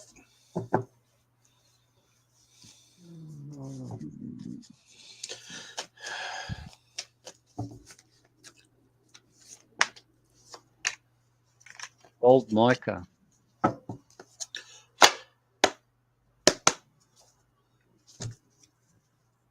Don't you come and take my coffee away from me.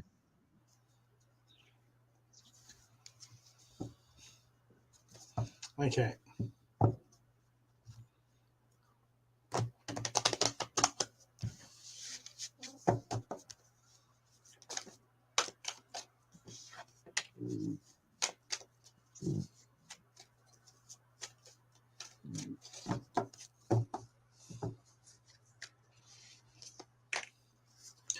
Problem is sometimes when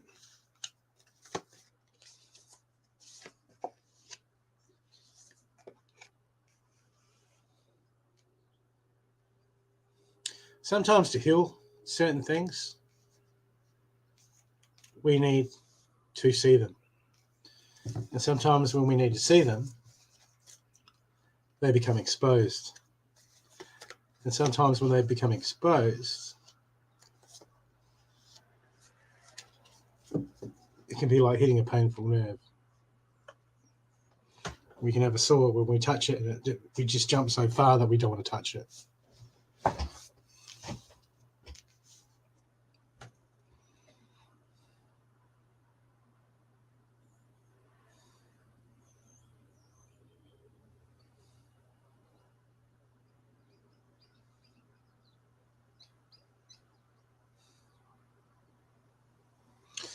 Now, Michelle, to unlock the magic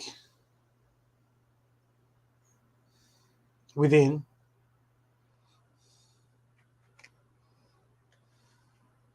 which is what you want to do at the moment, it means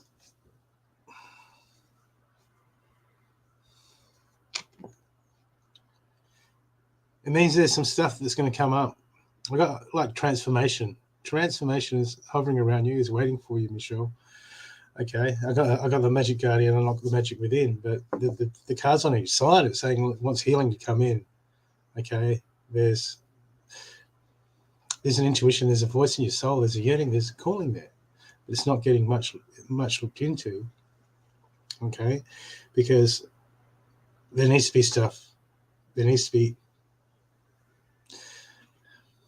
You need to be open to what's coming up. Okay, see, when we over-explain stuff, like Stathi was saying, when something comes into our mind, comes into our heart, and then as soon as you hit the justification mode and the reasoning mode, it's lost. That's the ego stepping in and going, oh yeah, it's because of this, it's because of that. That's the voice we want to fucking shut out. Okay? When we're sitting there and information comes in, and then we're like, ouch, wow. Okay, yeah. That's the intuition. That's the higher self, not the, oh yeah, because of this, because of that, what if that? Okay. So this is all about what are you tuning into at the moment, because there's reaction mode. Because there's healing that wants to come in and transformation. But the voice in your soul is getting shut out. Okay, that's one timeline. I've got you in reaction mode.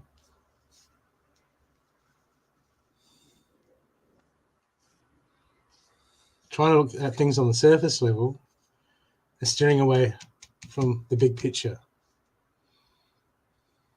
Okay, so this is looking short term.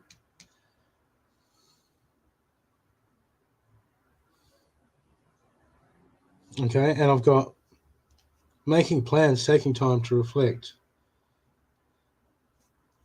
and just embracing the energy of peace. So I've got healing. I've got timelines of all identities here in front of me. I've got all possible timelines, all possible ways, all possible outcomes. Okay? And the first one, is be open to healing information. And the last one is embracing the energy of peace, is just making peace with it all. But in between, there's just so many ways you can go about things at the moment. You're capable of so much. You're capable of going. You're steering. Where do you want to steer, Michelle? You want to unlock the magic within? Then we're going to learn from spiritual experiences, and then we're going to take time to reflect, to understand why, who, what it is that we're feeding, who it is, who is this, who is the identity? Is this the identity that I created, or is it my fantasies that have created this identity of who I think I am? Who am I? Okay, I've got 9 cards out here, and all these combinations speak of a different path.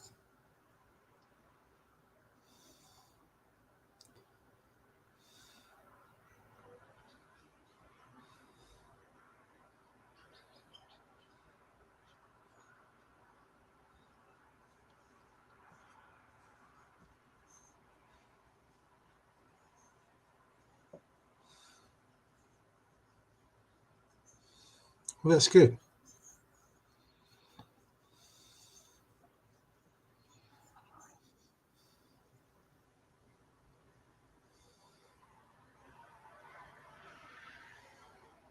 Mm-hmm.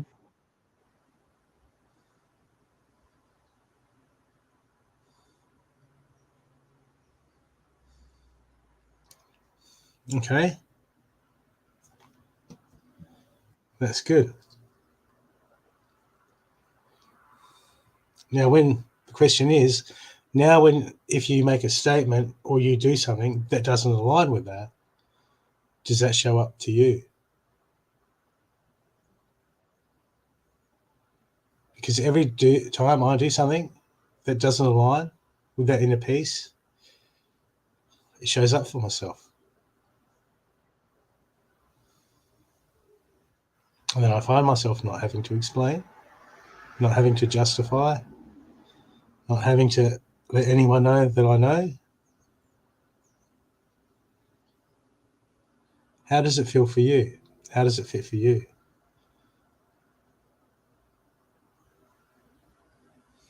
Because when we start to get there, then we can just be.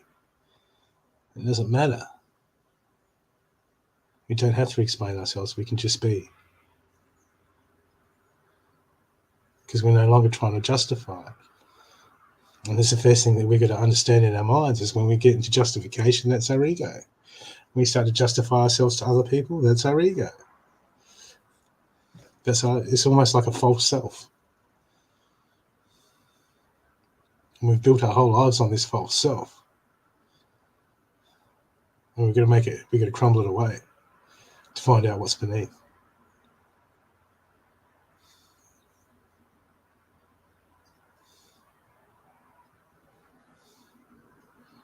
This is where you become focused, Michelle. This is when you go within. This is when you look at yourself from that outside perspective and going, is this me? Or is this me? Or is this me? Or is none of it me? Or is all of it me?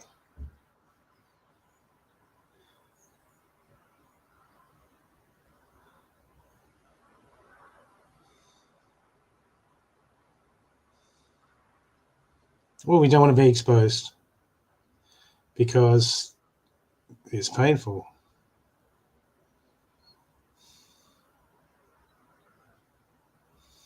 And it's like,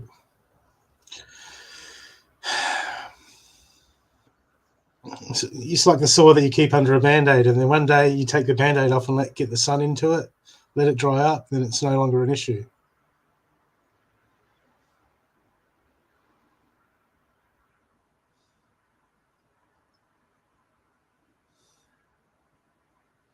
When you stop seeking when people stop seeking validation,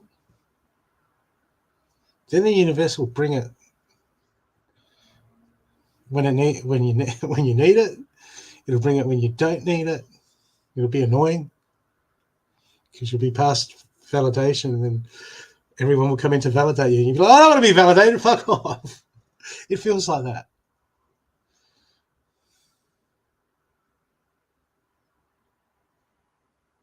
But we don't always have to speak. We don't always have to react. We don't always have to reply. Yeah, and then we respond accordingly.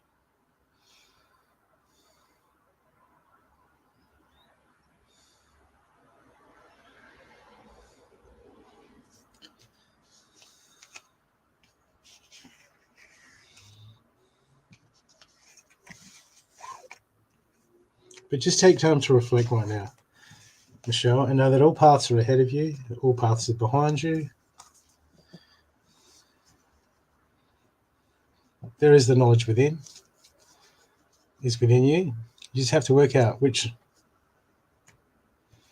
voice you want to listen to, because they're all there.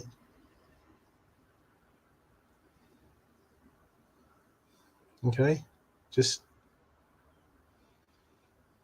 I'm a smart cookie. Okay, hope that's assisted you, Michelle.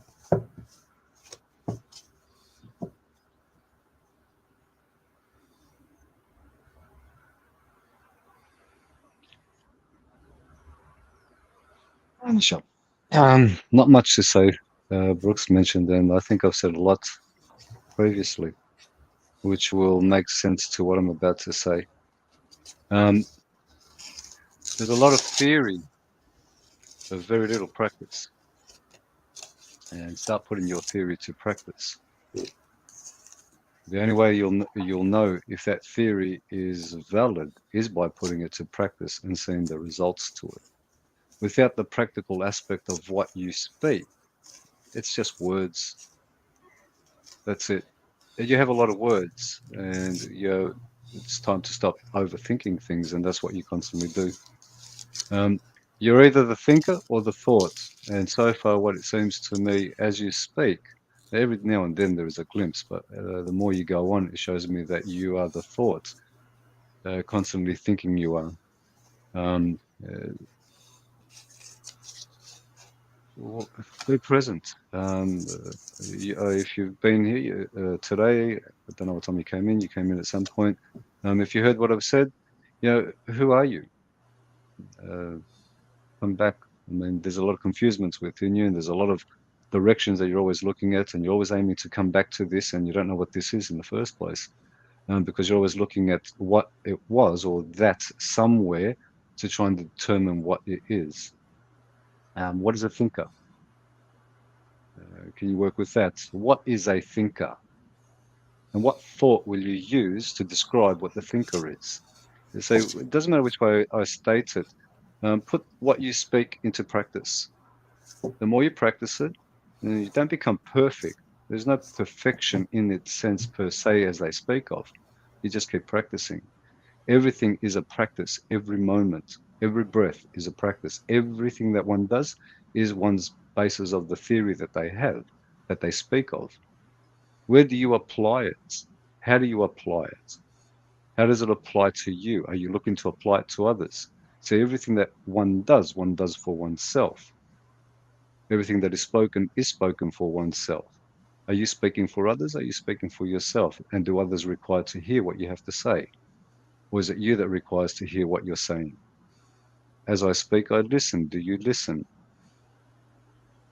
Again, a lot of your theoretical um, talk is that, and I can work with a lot of it. I'm very aware of what it says, but you're not putting it to practice. So start putting your theory to practice, and hopefully, through your own work and your own practical work, you'll start to acknowledge things that your theories speak of. But without practice, they're just theories. And there are many theories floating about. It's not an overnight. As much as I'd like to say it is an overnight, it still takes a long time, no matter what it is. It takes a long time to remove so much that we've gathered and that we attached ourselves to. And if one's prepared to do the work, well, it is a practical. And that practical work is being conscious of what one is doing when one is doing it, and that is being present and grounded. Without that aspect of it, the rest of it still, as I stated, remains a theory, and that theory itself remains in the mind, and the mind itself stews over it and just creates more possibilities or non-possibilities or whatever it is, whatever it's creating, it's not present. It's somewhere in fantasy land.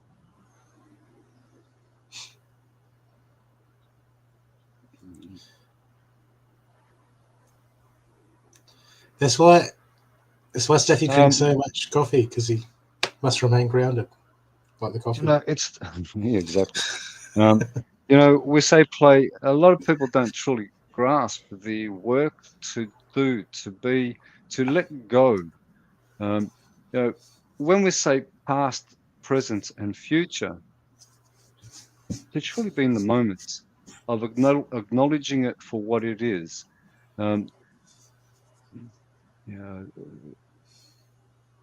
if you could see through the eyes that I see, you would understand exactly what it is to be who one be. But many of you are blinded because they look for the third eye here, not seeing exactly what it be.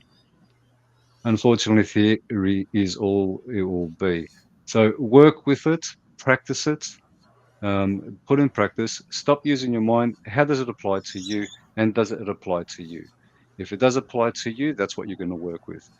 The projections that we all have and we all project, we always use something else that's going to be the issue that we believe is ours, but it's not ours. We just project it outwards. It's always our issues. We deal with ourselves. We choose whether someone comes into what we're doing or we don't allow it to come in. So, theory is great. Practice is the time now.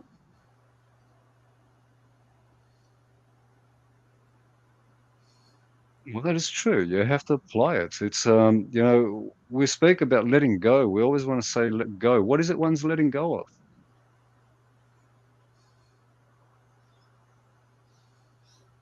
Now, what is it you're letting go of? Do you truly know? When I speak of letting go, I'll take you to this point and saying, let go of the thoughts and the beliefs that you have. Let go of your beliefs. You really want to know who you are? Well, stop believing what you've been told and start asking yourself, who am I? And are you going to be what I say you are? Are you going to be what society says you are? Are you going to be what the words and the books that you read tell you are? Who is it that you truly are? If you really want to know who that is, well, who are you going to ask? Because everyone's going to give you an opinion of themselves. Well, they're going to give you an opinion of who you are based on who they believe they are. They say, I won't tell you you are anything. You're nothing, because I accept that to be me. So we're not a title, we're not this, we're not that. We can experience it all. So how far? I mean, again, putting it to practice, it's a lot more than what I'm saying. It's not the words that I'm using.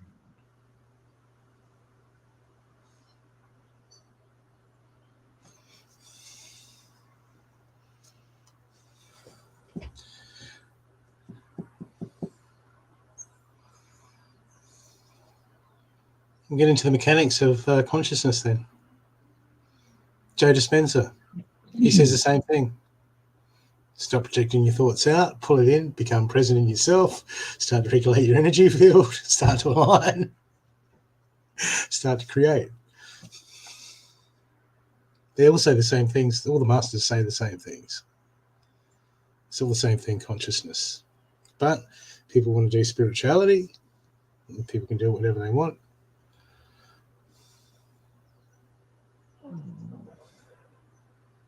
We were talking before about just tuning into the energies and not knowing what you're doing before you've really learned to regulate your own energetic field. People do it all the time. I've met some talented, gifted people that can really tune in and you would say, well, they're amazing. Me, I see someone fully compromised, run by energies that haven't got a fucking clue who they are, even though they can do really wild, really tripped out things. So you need to ask yourself, people, what do you seek? What do you want? You're an expansion of consciousness. What do you want to play with energy? We all have, Michelle, I've finished. I've said a lot to you. No, I'm not available until sometime during the week. So I'll end it with that one on you. Leona, there's a possibility, but it's guaranteed if you actually donate. So a cup of coffee. Brooke actually is running out of coffee. I've got plenty of here, and I've got my PA taking care of me. So he would like a coffee. That'll be guaranteed. I could go to the drive-through. How long can you hold the pace for? yeah, I'll be hanging up. No, I won't. Guys, look, we all go to the known, where we work with the known, and if we're going to work with that which is known, it will remain that which is known, and no matter which way we do it, it's always going to be about the known. If you truly want to work with that which is what we would say the unknown, to get to a point of truly grasping what the unknown is to work with centering oneself, with grounding oneself. There's a lot of beliefs that we carry, a lot of beliefs that are our educated beliefs, and we go based on our education. We have a system out there that is designed not for our growth, but our suppression. And if you're prepared to go to that depth of understanding how everything you believe is somebody else's reality, and because we focus on that belief, and that focus itself gives it energy, which makes it one's own reality, which will never be one's own reality, but it is an experience that we are having. When we can look at things in the basis of the experience and the experiencer, do you want to just be the experience? Would you acknowledge or want to acknowledge that which we call the experiencer? And the experiencer, I will say to you, is that which is unknown. Because no matter what one believes the experiencer is, it is still based on a program that has been given to you from birth. Are you prepared to go deep? How deep does one want to go? What do you want to believe? What do you want to hold on to? What do you want to let go? Again, depth. The deeper one goes, the heavier things are because one starts to acknowledge that's which they're carrying. The more one lets go, the more is presented for one to deal with. How deep does one want to go? How deep do you truly want to go and look at things in a way that, is this what it is or is it not? Or is it not the way it is or is it this way? How would you truly know for yourself? And to take it on all at once can be overwhelming. But if you can focus on remaining present and just chip away at it, you'll get there. You'll get there. I'll state this to you, Evelyn. You want to go all the way. I'm not here to create a belief. I won't create a belief for anybody.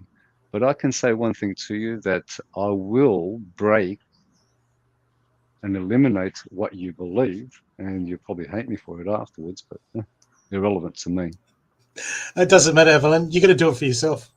You can blame him, but you'll be the one doing it for yourself. Most say they want to know, but when it comes down to the crunch of it, nobody wants to know, because if you really wanted to know what it is,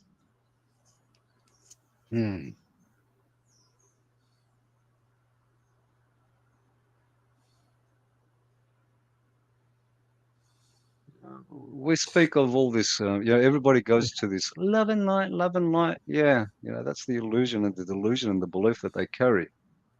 There is love and light. Yeah, I don't deny that, but you don't have to go through anything and again. we all made love in the dark too, so it's just as fun. What was that too soon? As I said, Evelyn, all of that which you are stating at this moment, I'm going to say to look at it in a different way. It's only the dark that will truly teach you that which is light. For it is the light that comes from the darkness, but the darkness itself, without the darkness, there will never be any light. But to understand that itself, go to the gray zone. When one can get to that gray zone and one can acknowledge it for what it is, it's irrelevant to what one believes dark and light represents. Because everything we have, everything we speak, if you truly question, how do you know it? How do you know what is dark and what is light? How do you know what is a shadow and what casts a shadow? What is a projection? What is a memory? What is a thought? You see, everything we speak of, every word that one is going to speak of, and this is what I work with. I work with words, very aware of what I'm stating. But to truly understand oneself, it is not a word that one can speak, nor would one choose to speak it, but it is not required for oneself. Growth. Again, we have this whole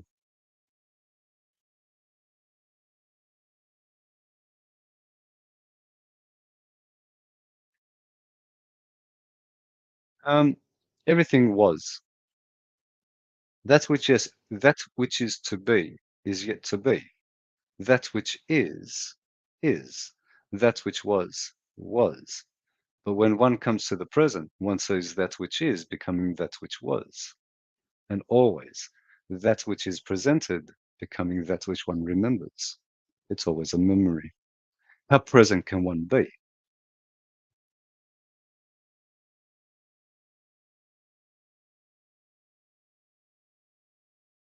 Yes. That's all we know. Your name was given to you. Your birth date was given to you. Your education was given to you. Everything you do is based on what you've been given, and you believe that which you've been given. Can you remove your beliefs?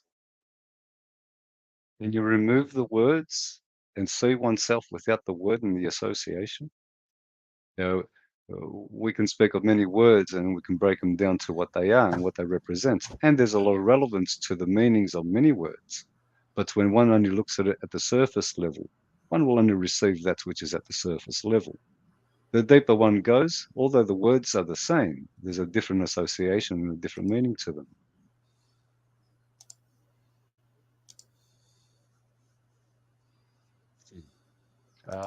Yeah, you might want to, but that want is what will be your distraction.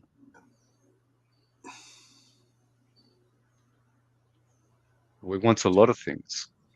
It's not about the wants. It's about acknowledging that which we want and not working with it. So it's not about, again, every word you're using and everything that you state at this moment, and if you really want to go to the depth of it, how much of what you are stating do you truly know for yourself? You know, yeah, I gotta pull myself away because I'll get to do some Discord discussion. Yeah. You know, because we're supposed to be nurturing here at the same time, brother.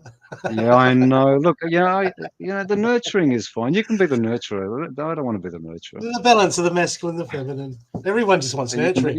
You're my woman. Because we're all so fucking wounded. You're my girl. It's okay. You're my girl.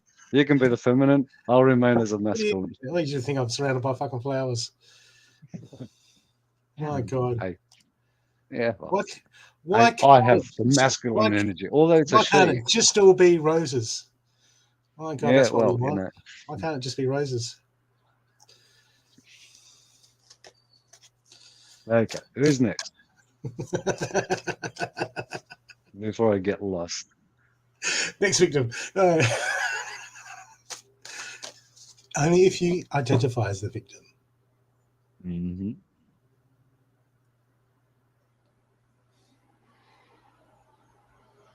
Well, sometimes we get a snap out. You know, we get so caught up, Evelyn, in that illusion of our identity, of our emotions, that sometimes we just need that, I don't know, encouragement. We sometimes need encouragement. Sometimes we need to just go, hey, man, fucking have a look. It's hard.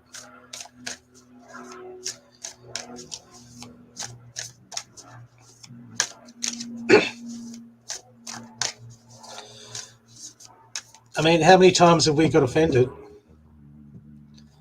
and then had to it's pissed us off, and we've gone away and had a thought about it, and then it's enough for us to have a look and go, wait a sec, why would they say something like that? That's not true. And then we have a look at it and go, well, I can see it from that perspective. I can see it from that perspective. Sometimes those seeds work.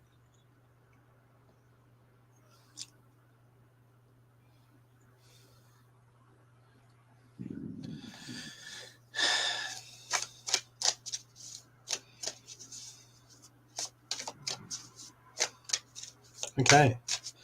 I'll let fate pick whoever. I am going to think. Boss.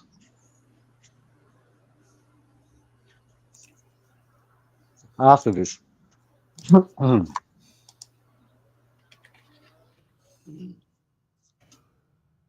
Miss Penny, you have the opportunities to go further from this show, and you've been given that. So, you want to go deeper? How deep do you want to go? Oh, Penny. On the way to work, ordering a coffee on your phone app through the drive-through, and then it says funds denied. How can that not trigger you? How can that not piss you off?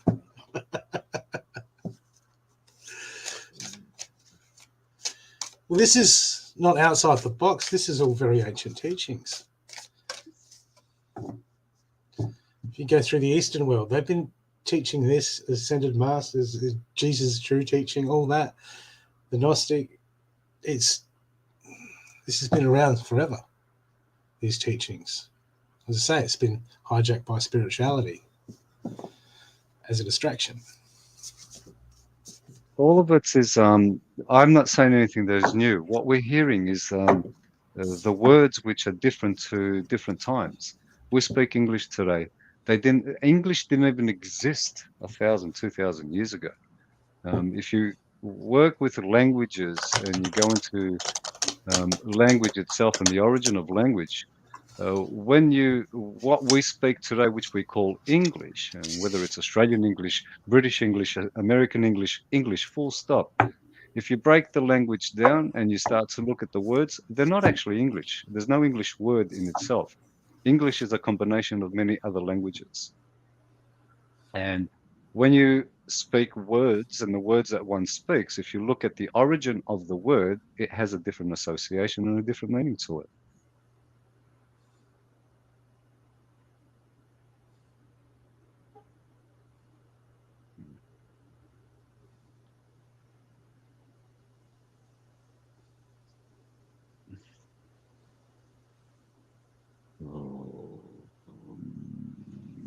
So pick a number of people.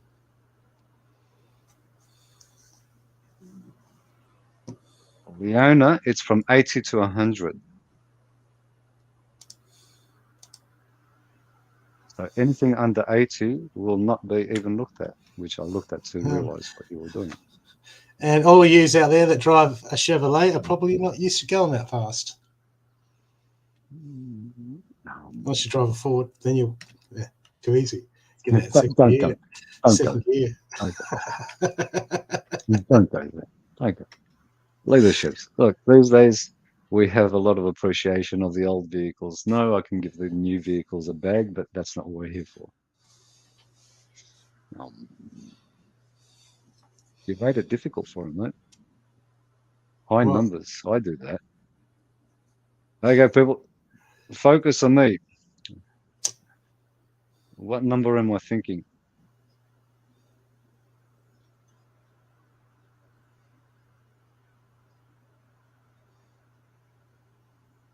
What number am I thinking? Focus on me.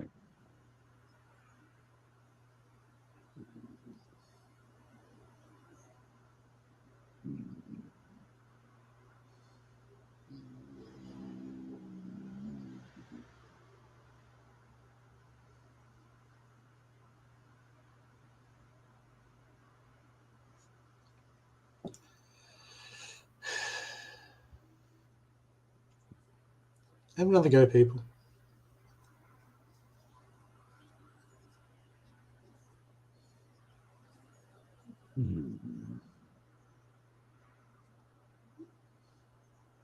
I'll give you a hint.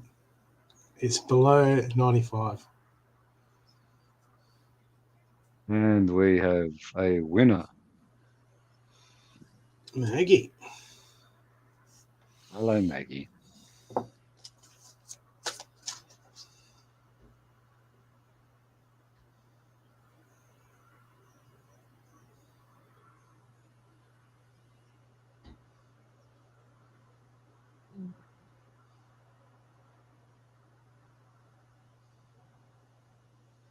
What are you getting caught up in? What are you feeding in your mind at the moment, Maggie?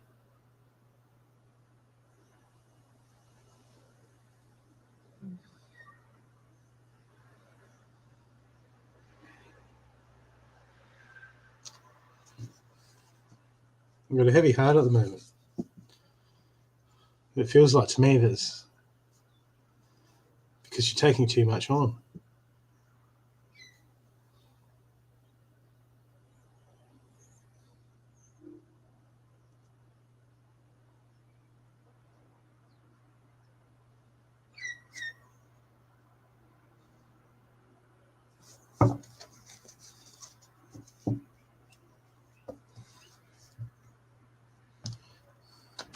It's hard because we love others, Maggie, but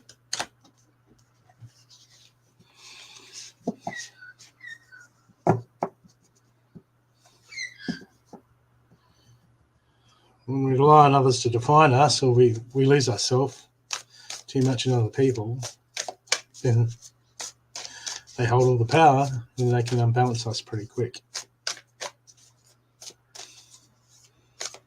This is when you got to come back. One's got to come back to themselves and go, no, I'm me. I choose for me. I don't need to justify myself to anyone and be you. But you're worried about how other people think and perceive you. Too worried. To the point where they have power over you.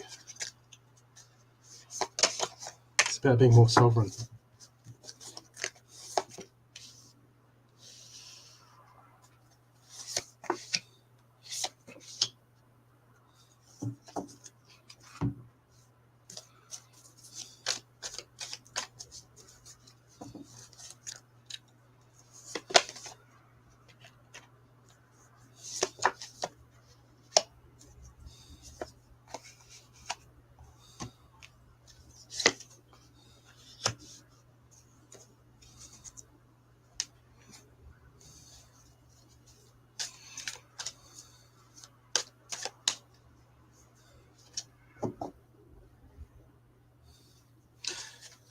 Well, Maggie, look,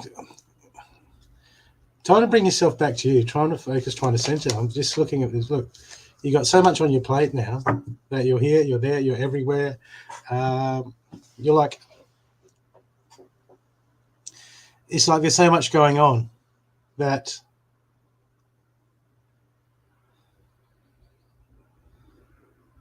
you got so much going on, Maggie, that it's just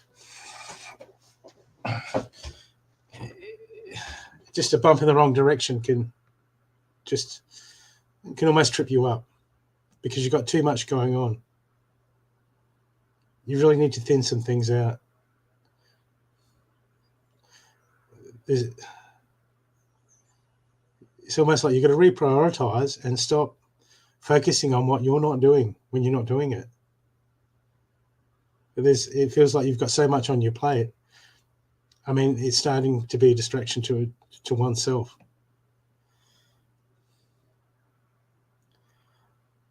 And then when we do that, we get overwhelmed, and then we lose ourselves, and we don't know, why are we doing this? We're doing it for them. We're doing it for us. We're doing it for me. Am I doing it for them?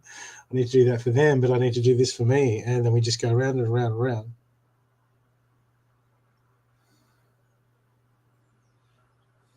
And we create one. It just feels like there's a whirlwind.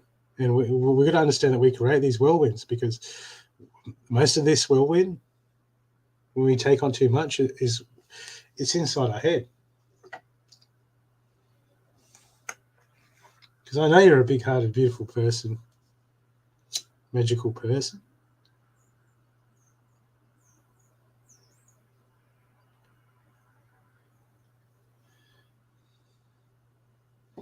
But it just feels like that when you go around doing stuff, that you're still so attached to everything, still hanging on to everything, still worried about everything, trying to do everything.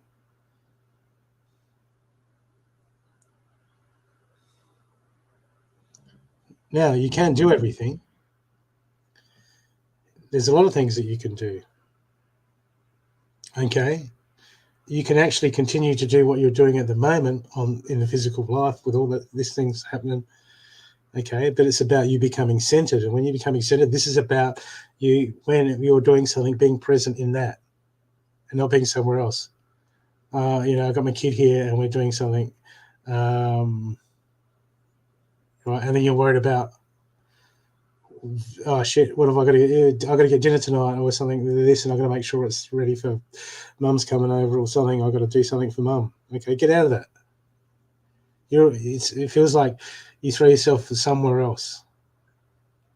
Okay, it's like there's too much of a juggle. I've got life's a juggle, but this is inverted. I've got all this stuff, this positive stuff saying, well, it's positive. It's talking about intent, create. It's talking about all these capabilities. It's talking about there's too much on, but it's saying at the moment there's too much on inside your head.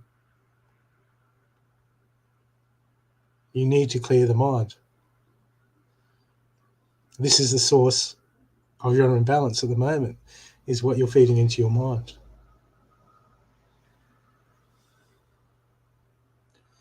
Because you're trying to do something in one area and then you've still got connection and thoughts in another area. There's nothing wrong with having those two areas to deal with. But there's too many things that you're trying to deal with all at once. And you need to separate yourself enough to be present in the moment to go, hey, look, I'm here, I'm focused on this. This is mental discipline. Because it's overwhelming and then it starts to fall onto the heart. We start to get drained, then we start to get emotional, and then it creates, with that emotion, we'll start to feed other thoughts, and then it gets overwhelming and it gets on top of us and we get imbalanced. And we just want to crawl into a ball, and then we know we can't crawl into a ball because we've got to keep going, and then we just keep going.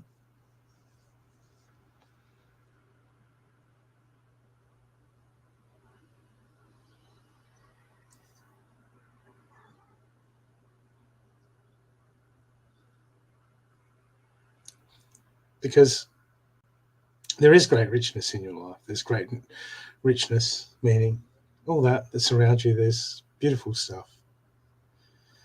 Okay, but you need to shift your perception. You need to take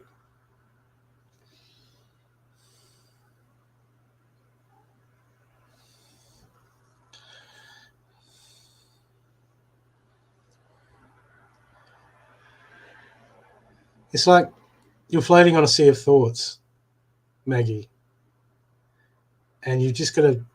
It's like the dust on the floor. If you could just see past the surface,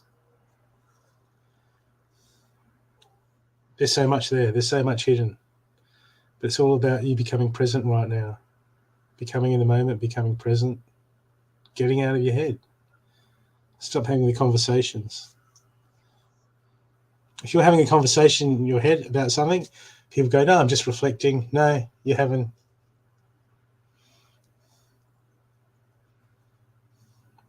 Do we need to reflect? We actually don't. When we can clear our mind, that clarity will just drop in when it's ready to drop in. If we're trying to work something out sometimes, that's when we need to reflect as a tool.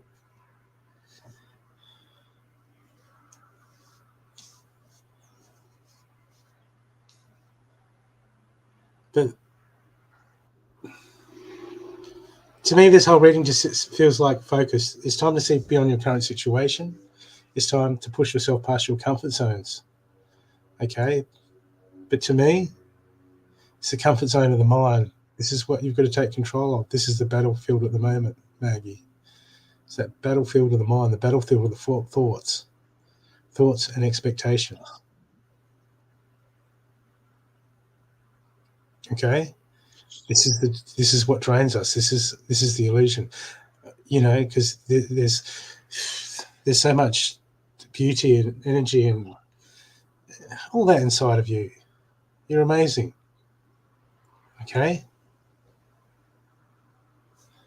but in the mind at the moment, the distractions. This is what you need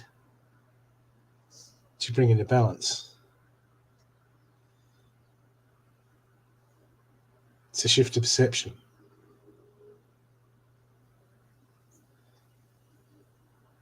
So we need to do sometimes a shift our perception. But we want to change it externally, everything in our lives. Everything externally needs to change so I can be happy, don't we? Just need to shift our perception and see things for what they are. And it doesn't matter what's happening in our life externally, because it's not about that.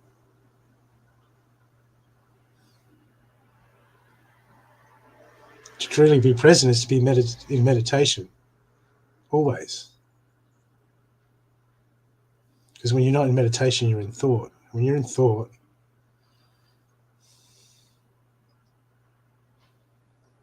you're not present. It's not always and it's probably not even your thoughts most of the time.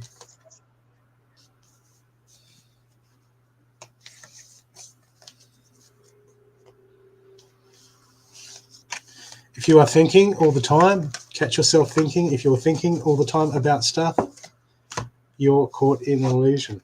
We all are. We're going to break that. We're going to stop the thoughts having control over us.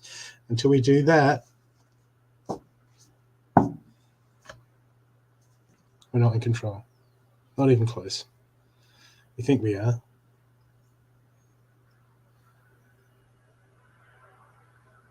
Time to break through, Maggie. Time to take control of those thoughts. Get on anything that you can do to become present. Dr. Joe Dispenza, Ram Dass. Listen to some podcasts while you're doing stuff at home. Okay? Everything needs to be about you grounding and becoming present.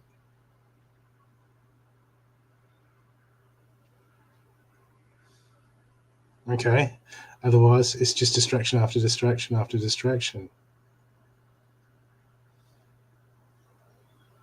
Don't need any downloads. Don't need that. Don't need any healing. That'll all come. That'll shed and drop when you become present. You start to control the battlefield of your mind. Because there's stuff everywhere there, and you've got to start by understanding it's not all your stuff. Because you're taking care of stuff that you don't need. You're dealing with stuff in your mind that you don't. It's not even your stuff. That's what ego do. It will create all this crap to keep us justifying everything. Get away from that, Maggie. And you'll be fine. You're a beautiful person. You're an awesome person. You're a big-hearted person. You're a powerful person. Want to be sovereign? Just we can do it in periods where we come into meditation, we come in, we go and do healing, or we focus. We can come into those moments, but it's about being in that all the time. Awesome. You're awesome, Maggie. I hope that's assisted you.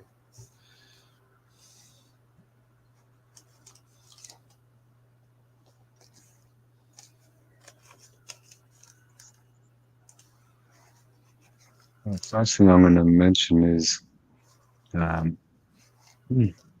there is a deep sorrow. I'm going to go to that first, because the more I focus, and again, not knowing who you are, I'm only focusing on a name at this moment.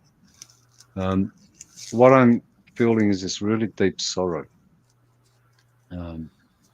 Something that's not now, but also it's just carried over to.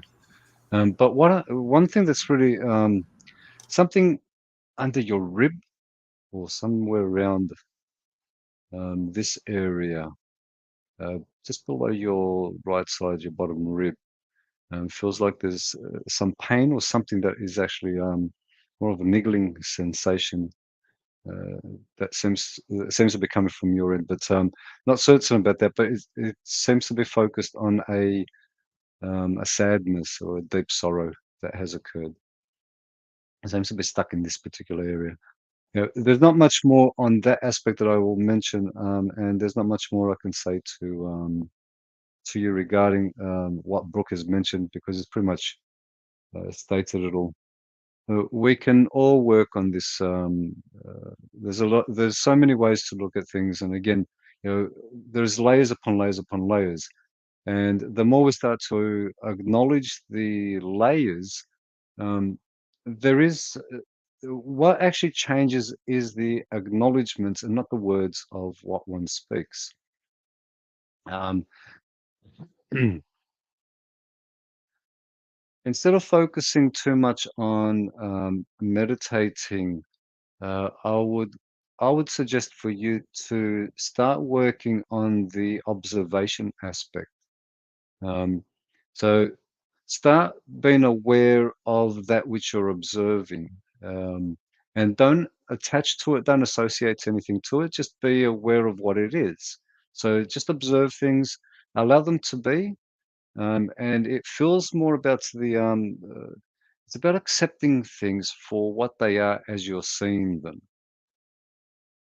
Um, so observation without judgment, and literally being aware of what it is as it is, and allowing it to be without any form of judgment whatsoever.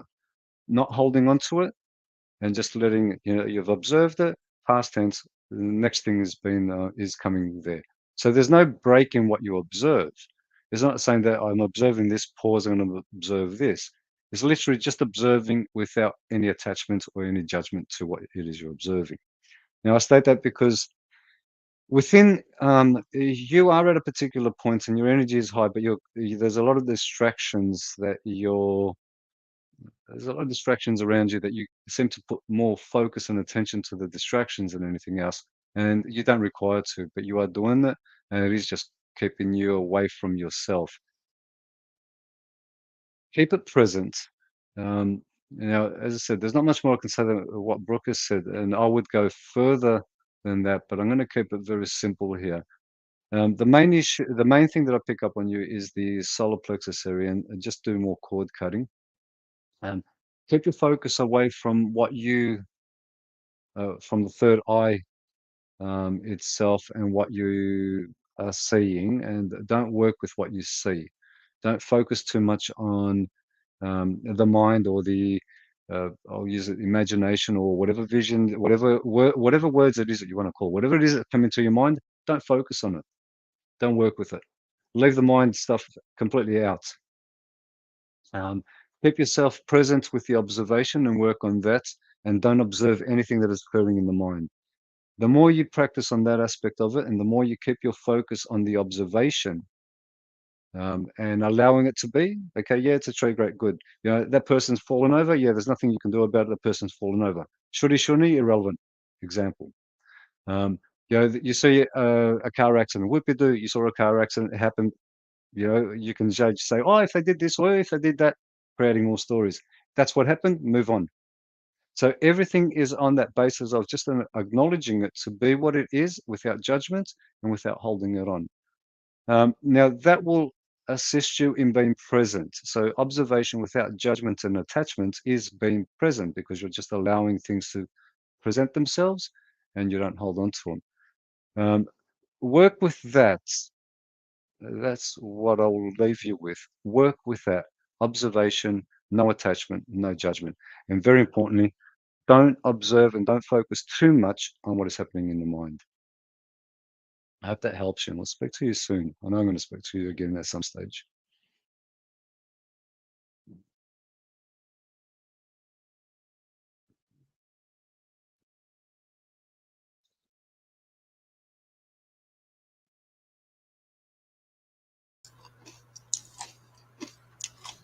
Hey, he would like some homemade hummus. You're welcome, mate. Okay, guys. We've got anyone else? Do we have any? We'll do donations, and I think we'll leave it at that. If we don't have any donations, I am going to call it. I would stay on, but if I was home, I'd be on. I'm not home. I've got things to do. And Miss Mandy did decide to come home earlier than I expected as well. So Mandy's fine. Everything is good. So, Plus, I'm hungry. oh, you eat. I'm not hungry. You eat. Oh, yeah. Okay, guys. If there's no more donations, Brooke. Wow. You eat.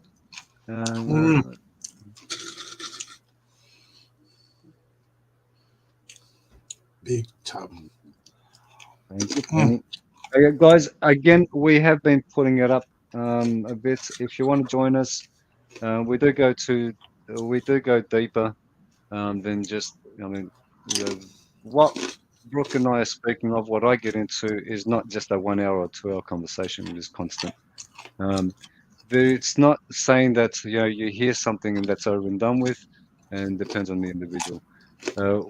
This is what we speak about. Discord is our space. This is the place where we go to, and this is what we speak about. It's just a hangout, and we do what we do, which is pretty much what we're doing here. We just go into a deeper aspect of it. If you're prepared to have your reality shattered, your beliefs shattered, join us at Discord. Ask your questions. As I kept saying, ask a question. If it can be answered, it will. If it can't, well, we'll work out some way to find that. So join us there. We'll get to you whenever we can. I know he is, isn't he, Mandy? I agree with you. So yeah, find us there. We're there. Brooke's there. I'm there. Cindy's there. Others are there. Whoever comes on. But can't even use the new run out reading thing. Here, Penny, check out this. You can.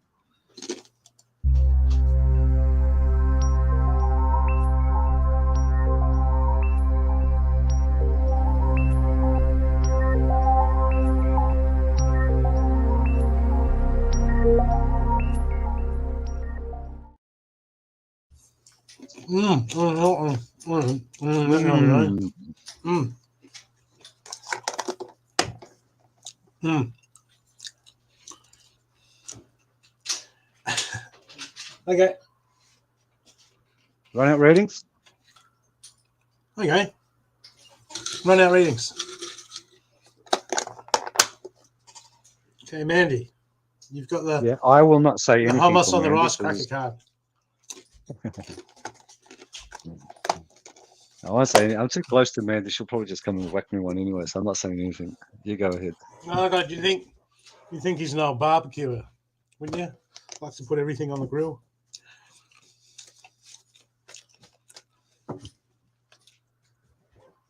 Okay.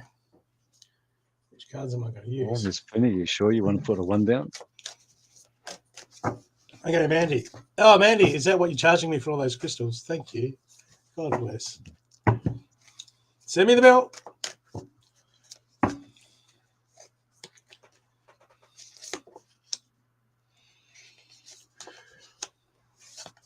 I am. And I've got very heavy things that you can pick up and throw at me, so I'm not reading, I'm doing anything. I'm just gonna sit back and listen to Brooke. Mandy, apart from a whole heap of homos, what's come up for you? Look.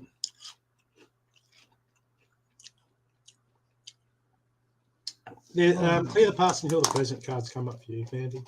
And homo.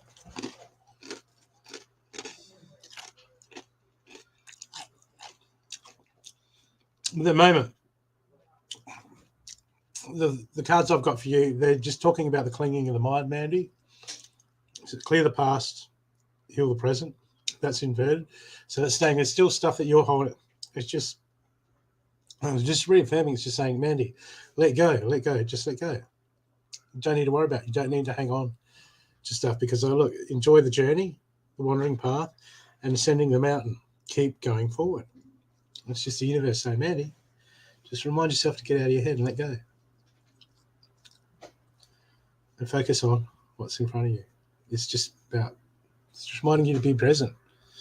And he's saying, come present, come present, come present, come present. Okay? Because then there's more in front of you than, you have the whole world in front of you at the moment. But if we're focusing on the past, then you know how that creates. We use the past to create more of the past. Okay?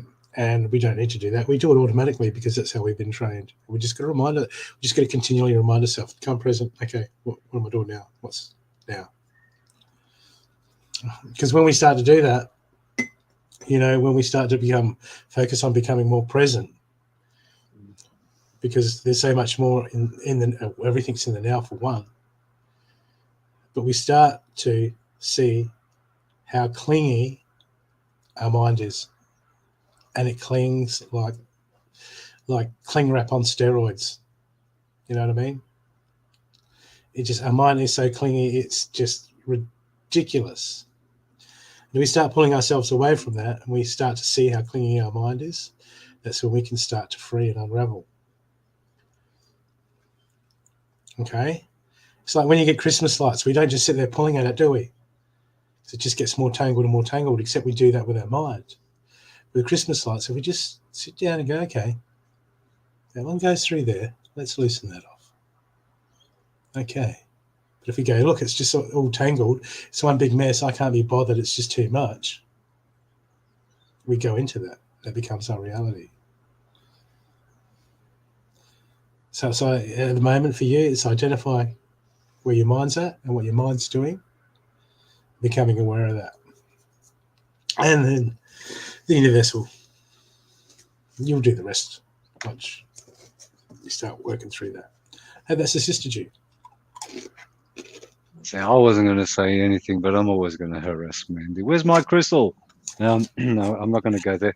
Brooke, correct at certain levels. Now, this is why I don't want to read Mandy, and I don't need to go any further than what I'm going to say. At this point in time, as much as you're correct, the focus where Mandy is very positive, but a lot of what you're picking up on is behind. And Mandy, what you're focusing on at this point of time and that which you have, which I'm not going to get into, that which is coming and that which you're looking at this moment, that itself is all that I will say is take a focus on. What Brooke is picking up on is all that, but that which is positive is the main focus right now. There's nothing more. I speak with Mandy every day. I'm at Mandy's house right this moment, so I'm not going to go into too much depth, and Mandy and I do speak. But yeah, everything is about that positive thing at this moment, and we just keep that positive and leave it at that. Good, Mandy. He seemed extra polite. Hasn't he paid for the tour? I am. Hasn't he paid Look, for the tourmaline yet? Hasn't he paid for the tourmaline? Never, ever go there. You'll always be correct with that one. Always being correct with that one. And when it comes to crystals, no. Yeah, I'm going to jump to man. I'm going to jump to Penny. I actually want to jump to Penny because Penny doesn't really require anything from me other than a couple of things. Now, Penny, you're a listener, and I know you're a listener. You listen, and you do listen very well.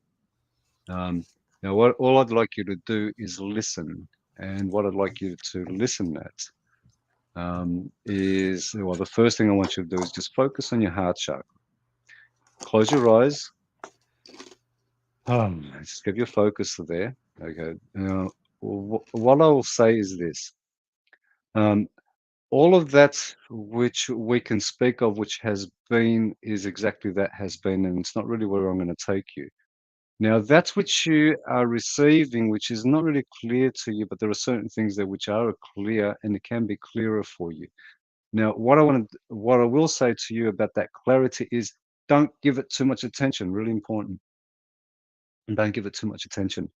Um, there is that itself, if you like, is a mask to something beyond that, which, as I said, as positive as it is, and it's good, clear. There's some. It's an actual mask. So it's something behind that which is more your what's the word I'll use? More of your level of frequency, which will assist you at a deeper level. Um, just keep your focus to your heart chakra, and that's it. Now just listen. If mata no iso na ta ao no kisho na, yo mata na itono ikena asana ishin no mananati. Om yokanat ios ushino ma insa. There's many things that will be dropping off you, and you'll start to realize things that are not assisting you, and that is where you're coming to.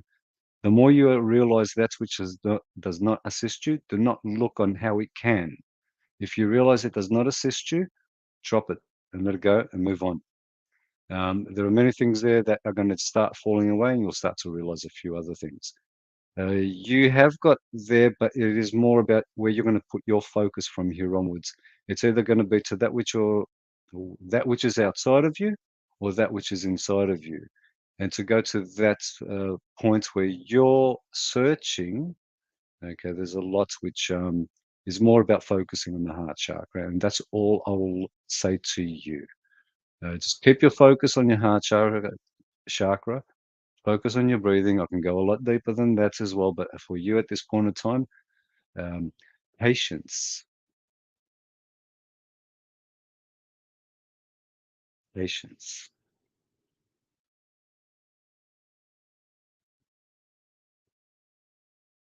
Hmm. You're on mute. I thought the car that he was in was going to be too loud. Was that space Oh my station? God, I just said something on how really positive about Stathi and it was muted. I guess the universe will never know now. Penny, stay focused. Just stay focused. Okay. And just remember when times get hard, okay, give gratitude. Give gratitude. Everything happens for a reason. You know all this. Just remind yourself. And when you get those moments where you feel disconnected, heartbroken, drained,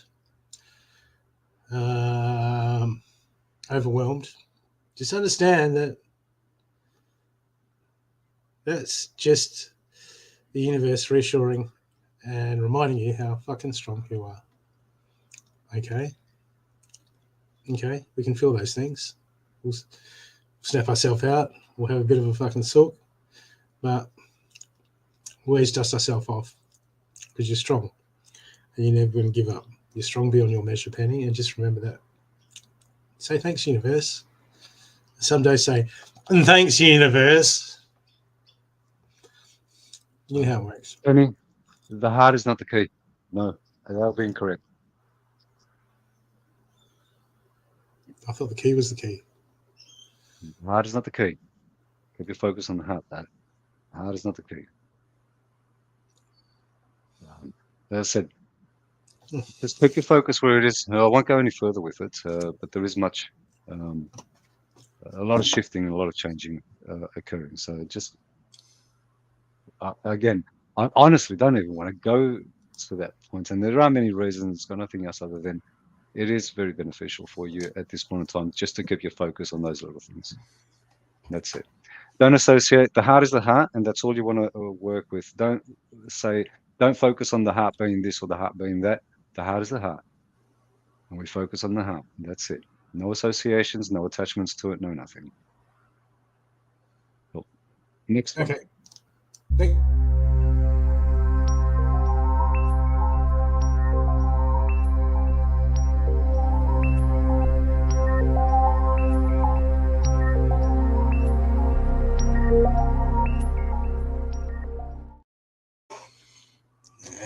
Just got a chunk of garlic. And here you go. Penny, one other thing with the heart yeah. itself, focus on green heart, not red heart.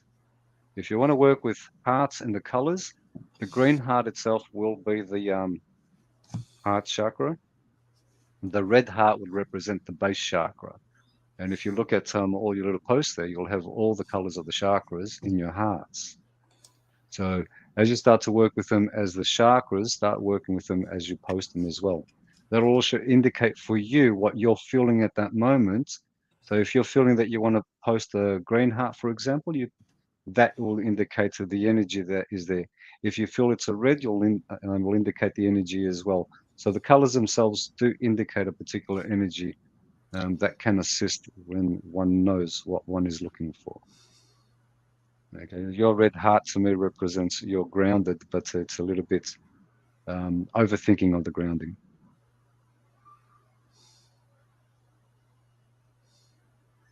So is that all the run-out readings? No one else? That's all the ones. Okay. No And worries. Mandy's getting hungry. Okay, we'll leave you to it. You've got stuff to do. Okay, thank you for everyone for coming. Penny, kick button, take names. I mean, yeah, don't have to take names, just acknowledge them, and then you'll be right. Okay. Okay, I've been on too long. Till next time. Yep. Okay. Until next time, guys. Ciao. Enjoy.